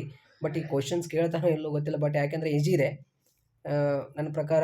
ಆಪ್ಷನ್ ಇಟ್ಕೊಳ್ಳಿ, ಅದನ್ನು ನೋಡ್ಕೊಳ್ಳಿ. Explain any 8 difference between advertisement and personal selling. Very very important. ಮಾರಾಟ ಪ್ರಕ್ರಿಯೆ ಯಾವುದಾದ್ರೂ 8 ಕಾರ್ಯಗಳನ್ನು ವಿವರಿಸಿ. Very very important. Explain any 8 functions of the sales process. ನೋಡಿ, ಈ ಪ್ರಶ್ನೆ ಈಜಿ ಇದೆ ಇದು ಕೂಡ, ಬಟ್ ನಿಮಗೆ ಯಾವ್ದು ಕೇಳ್ತಾನೆ ಈ ರೀತಿ ಕ್ವಶನ್ ಕೇಳ್ತಾನೆ. ಯಾವ ರೀತಿ ಅಂದರೆ, ಬೆಲೆ ನಿಗದಿತ ಎಂದರೇನು, ಬೆಲೆ ನಿಗದಿತ ಮೇಲೆ ಪ್ರಭಾವ ಬೀರುವ ಅಂಶಗಳನ್ನು ವಿವರಿಸಿ ಅಂತ. What is price fixing, explain the factors that influence price fixing ಅಂತ. ಈ ರೀತಿ ಪ್ರಶ್ನೆ ನಿಮಗೆ ಬರುತ್ತೆ, ಆಯಿತಾ. ನನ್ನ ಪ್ರಕಾರ ಈ ಒಂದು ಪ್ರಶ್ನೆ ನೋಡ್ಕೊಳ್ಳಿ, ಆಯಿತಾ. ಈ ಒಂದು ಪ್ರಶ್ನೆ 3 ಪ್ರಶ್ನೆ ನೋಡ್ಕೊಂಡು ಬಿಡ್ರಿ, ಇಂಪಾರ್ಟೆಂಟ್ ಆಗಿರುತ್ತೆ. ಯಾಕೆಂದರೆ ಈ ಈಸಿ ಕ್ವಶನ್ ಇರುತ್ತೆ, ಯಾಕೆಂದರೆ 1ನೇ ಪ್ರಶ್ನೆ ಇದಿದೆ 8 ಅಂಕದ ಪ್ರಶ್ನೆಯಲ್ಲಿ, ಆಯಿತಾ. ಇದು ಮಿಡಲ್ ಅಂದರೆ ಕೊನೆಯಲ್ಲಿ ಸ್ವಲ್ಪ ಬರುತ್ತೆ, ಆಯಿತಾ. ಇದು ಮಿಡಲ್ ಬರುತ್ತೆ ಸ್ವಲ್ಪ. ಸೊ ನನ್ನ ಪ್ರಕಾರ ಇವಾಗ ಈ ಒಂದು ಪ್ರಶ್ನೆ ನೋಡ್ಕೊಳ್ಳಿ ಮತ್ತು ಈ ಒಂದು ಪ್ರಶ್ನೆ ಕೂಡ ನೋಡ್ಕೊಳ್ಳಿ. ಈ ಒಂದು ಪ್ರಶ್ನೆ ಆಪ್ಷನಲ್ನಲ್ಲಿ ಇಟ್ಕೊಳ್ಳಿ ನನ್ನ ಪ್ರಕಾರ, ಅಷ್ಟೊಂದು ಇಂಪಾರ್ಟೆಂಟ್ ಇಲ್ಲ, ಯಾಕಂದರೆ ಈಸಿ ಕ್ವಶನ್ಸ್ ನಿಮಗೆ ಆಗಿರುತ್ತೆ ಇದು. ಇನ್ನೂ ಡಿಫ್ರೆನ್ಸ್ ನಿಮಗೆ ಒಂದು ಕೇಳ್ಬೋದು 8 ಅಂಕದ ಪ್ರಶ್ನೆಯಲ್ಲಿ. ಸೊ ಹೀಗೆ. ಸೊ ಎಲ್ಲ ವಿದ್ಯಾರ್ಥಿಗಳು ಗೊತ್ತಾಯ್ತಾ? ಇಲ್ಲಿ 4 ಮಾರ್ಕ್ಸ್ನಲ್ಲಿ ಮತ್ತು 8 ಮಾರ್ಕ್ಸ್ನಲ್ಲಿ ನಾವು ಏನು ಕ್ವಶನ್ಸ್ಗಳು ಡಿಸ್ಕಷನ್ ಮಾಡಿದ್ವಲ್ಲ, ಅತಿ ಹೆಚ್ಚು ರಿಪೀಟ್ ಆಗಿರುವಂತಹ ಪ್ರಶ್ನೆಗಳು ಹಿಂದಿನ ವರ್ಷದ ವಾರ್ಷಿಕ ಪರೀಕ್ಷೆಯಲ್ಲಿ ಮತ್ತು ಈ ಬಾರಿ ವಾರ್ಷಿಕ ಪರೀಕ್ಷೆಯಲ್ಲಿ ಕೂಡ ನಿಮಗೆ ಈಸಿಯಾಗಿ ಕ್ವಶನ್ಸ್ ಕೇಳ್ತಾರೆ ಆಯಿತಾ. MCQ question, fill in the blanks, match the following question 1 marks ಮತ್ತು 2 ಮಾರ್ಕ್ಸ್ ಮತ್ತು 4 ಮಾರ್ಕ್ಸ್ ಮತ್ತು 8 ಮಾರ್ಕ್ಸ್ನಲ್ಲಿ ಈ ಒಂದು ವಿಡಿಯೋ ನಿಮಗೆ ಎನಫ್ ಆಯಿತಾ, ಸಾಕು. ಈ ಒಂದು ವಿಡಿಯೋ ನೀವು ನೋಡ್ಕೊಂಡು ಹೋಗ್ರಿ. 2026 ವಾರ್ಷಿಕ ಪರೀಕ್ಷೆಗೆ ನಿಮಗೆ ಈಸಿ ಆಗುತ್ತೆ. ಸೊ ಇವಾಗ ಎಲ್ಲ ವಿದ್ಯಾರ್ಥಿಗಳು ಎಕ್ಸಾಮ್ ಬರೆಯೋಕ್ಕೆ ಹೋಗ್ತಿರೋ ಎಲ್ಲ ವಿದ್ಯಾರ್ಥಿಗಳಿಗೆ ಆಲ್ ದಿ ಬೆಸ್ಟ್. ನಿಮ್ಮ ಪ್ರವೇಶ ಪತ್ರ, ಹಾಲ್ ಟಿಕೆಟ್ ನಿಮಗೆ ನಾಳೆ ಕೊಡ್ತಾರೆ 23 ಆಯಿತಾ, ಮಂಡೇ ನಾಳೆ ಇದೆ. ಸೊ ಎಲ್ಲ ವಿದ್ಯಾರ್ಥಿಗಳಿಗೆ ಹಾಲ್ ಟಿಕೆಟ್ ನಿಮ್ಮ ಕಾಲೇಜಿನಲ್ಲಿ ಕೊಡ್ತಾರೆ. ಪ್ರೈವೇಟ್ ಹಾಗೂ ರಿಪೀಟರ್ಸ್ ಎಲ್ಲ ವಿದ್ಯಾರ್ಥಿಗಳು ಕಾಲೇಜಿನಲ್ಲಿ ಹೋಗಿ ಹಾಲ್ ಟಿಕೆಟ್ ತೆಗೆದುಕೊಳ್ಬೇಕಾಗುತ್ತೆ. ಸೊ ಇವಾಗ ಏನು ವರಿ ಮಾಡ್ಕೊಳಕ್ಕೆ ಹೋಗ್ಬೇಡಿ. ಜಸ್ಟ್ ಈ ಒಂದು ವಿಡಿಯೋ ನೋಡಿದಾರಲ್ಲ ಎಲ್ಲ ವಿದ್ಯಾರ್ಥಿಗಳಿಗೆ ಆಲ್ ದಿ ಬೆಸ್ಟ್. ಸಿಗೋಣ ಮುಂದಿನ ವಿಡಿಯೋಗಳೊಂದಿಗೆ ಸಿಗೋಣ. Thank you so much.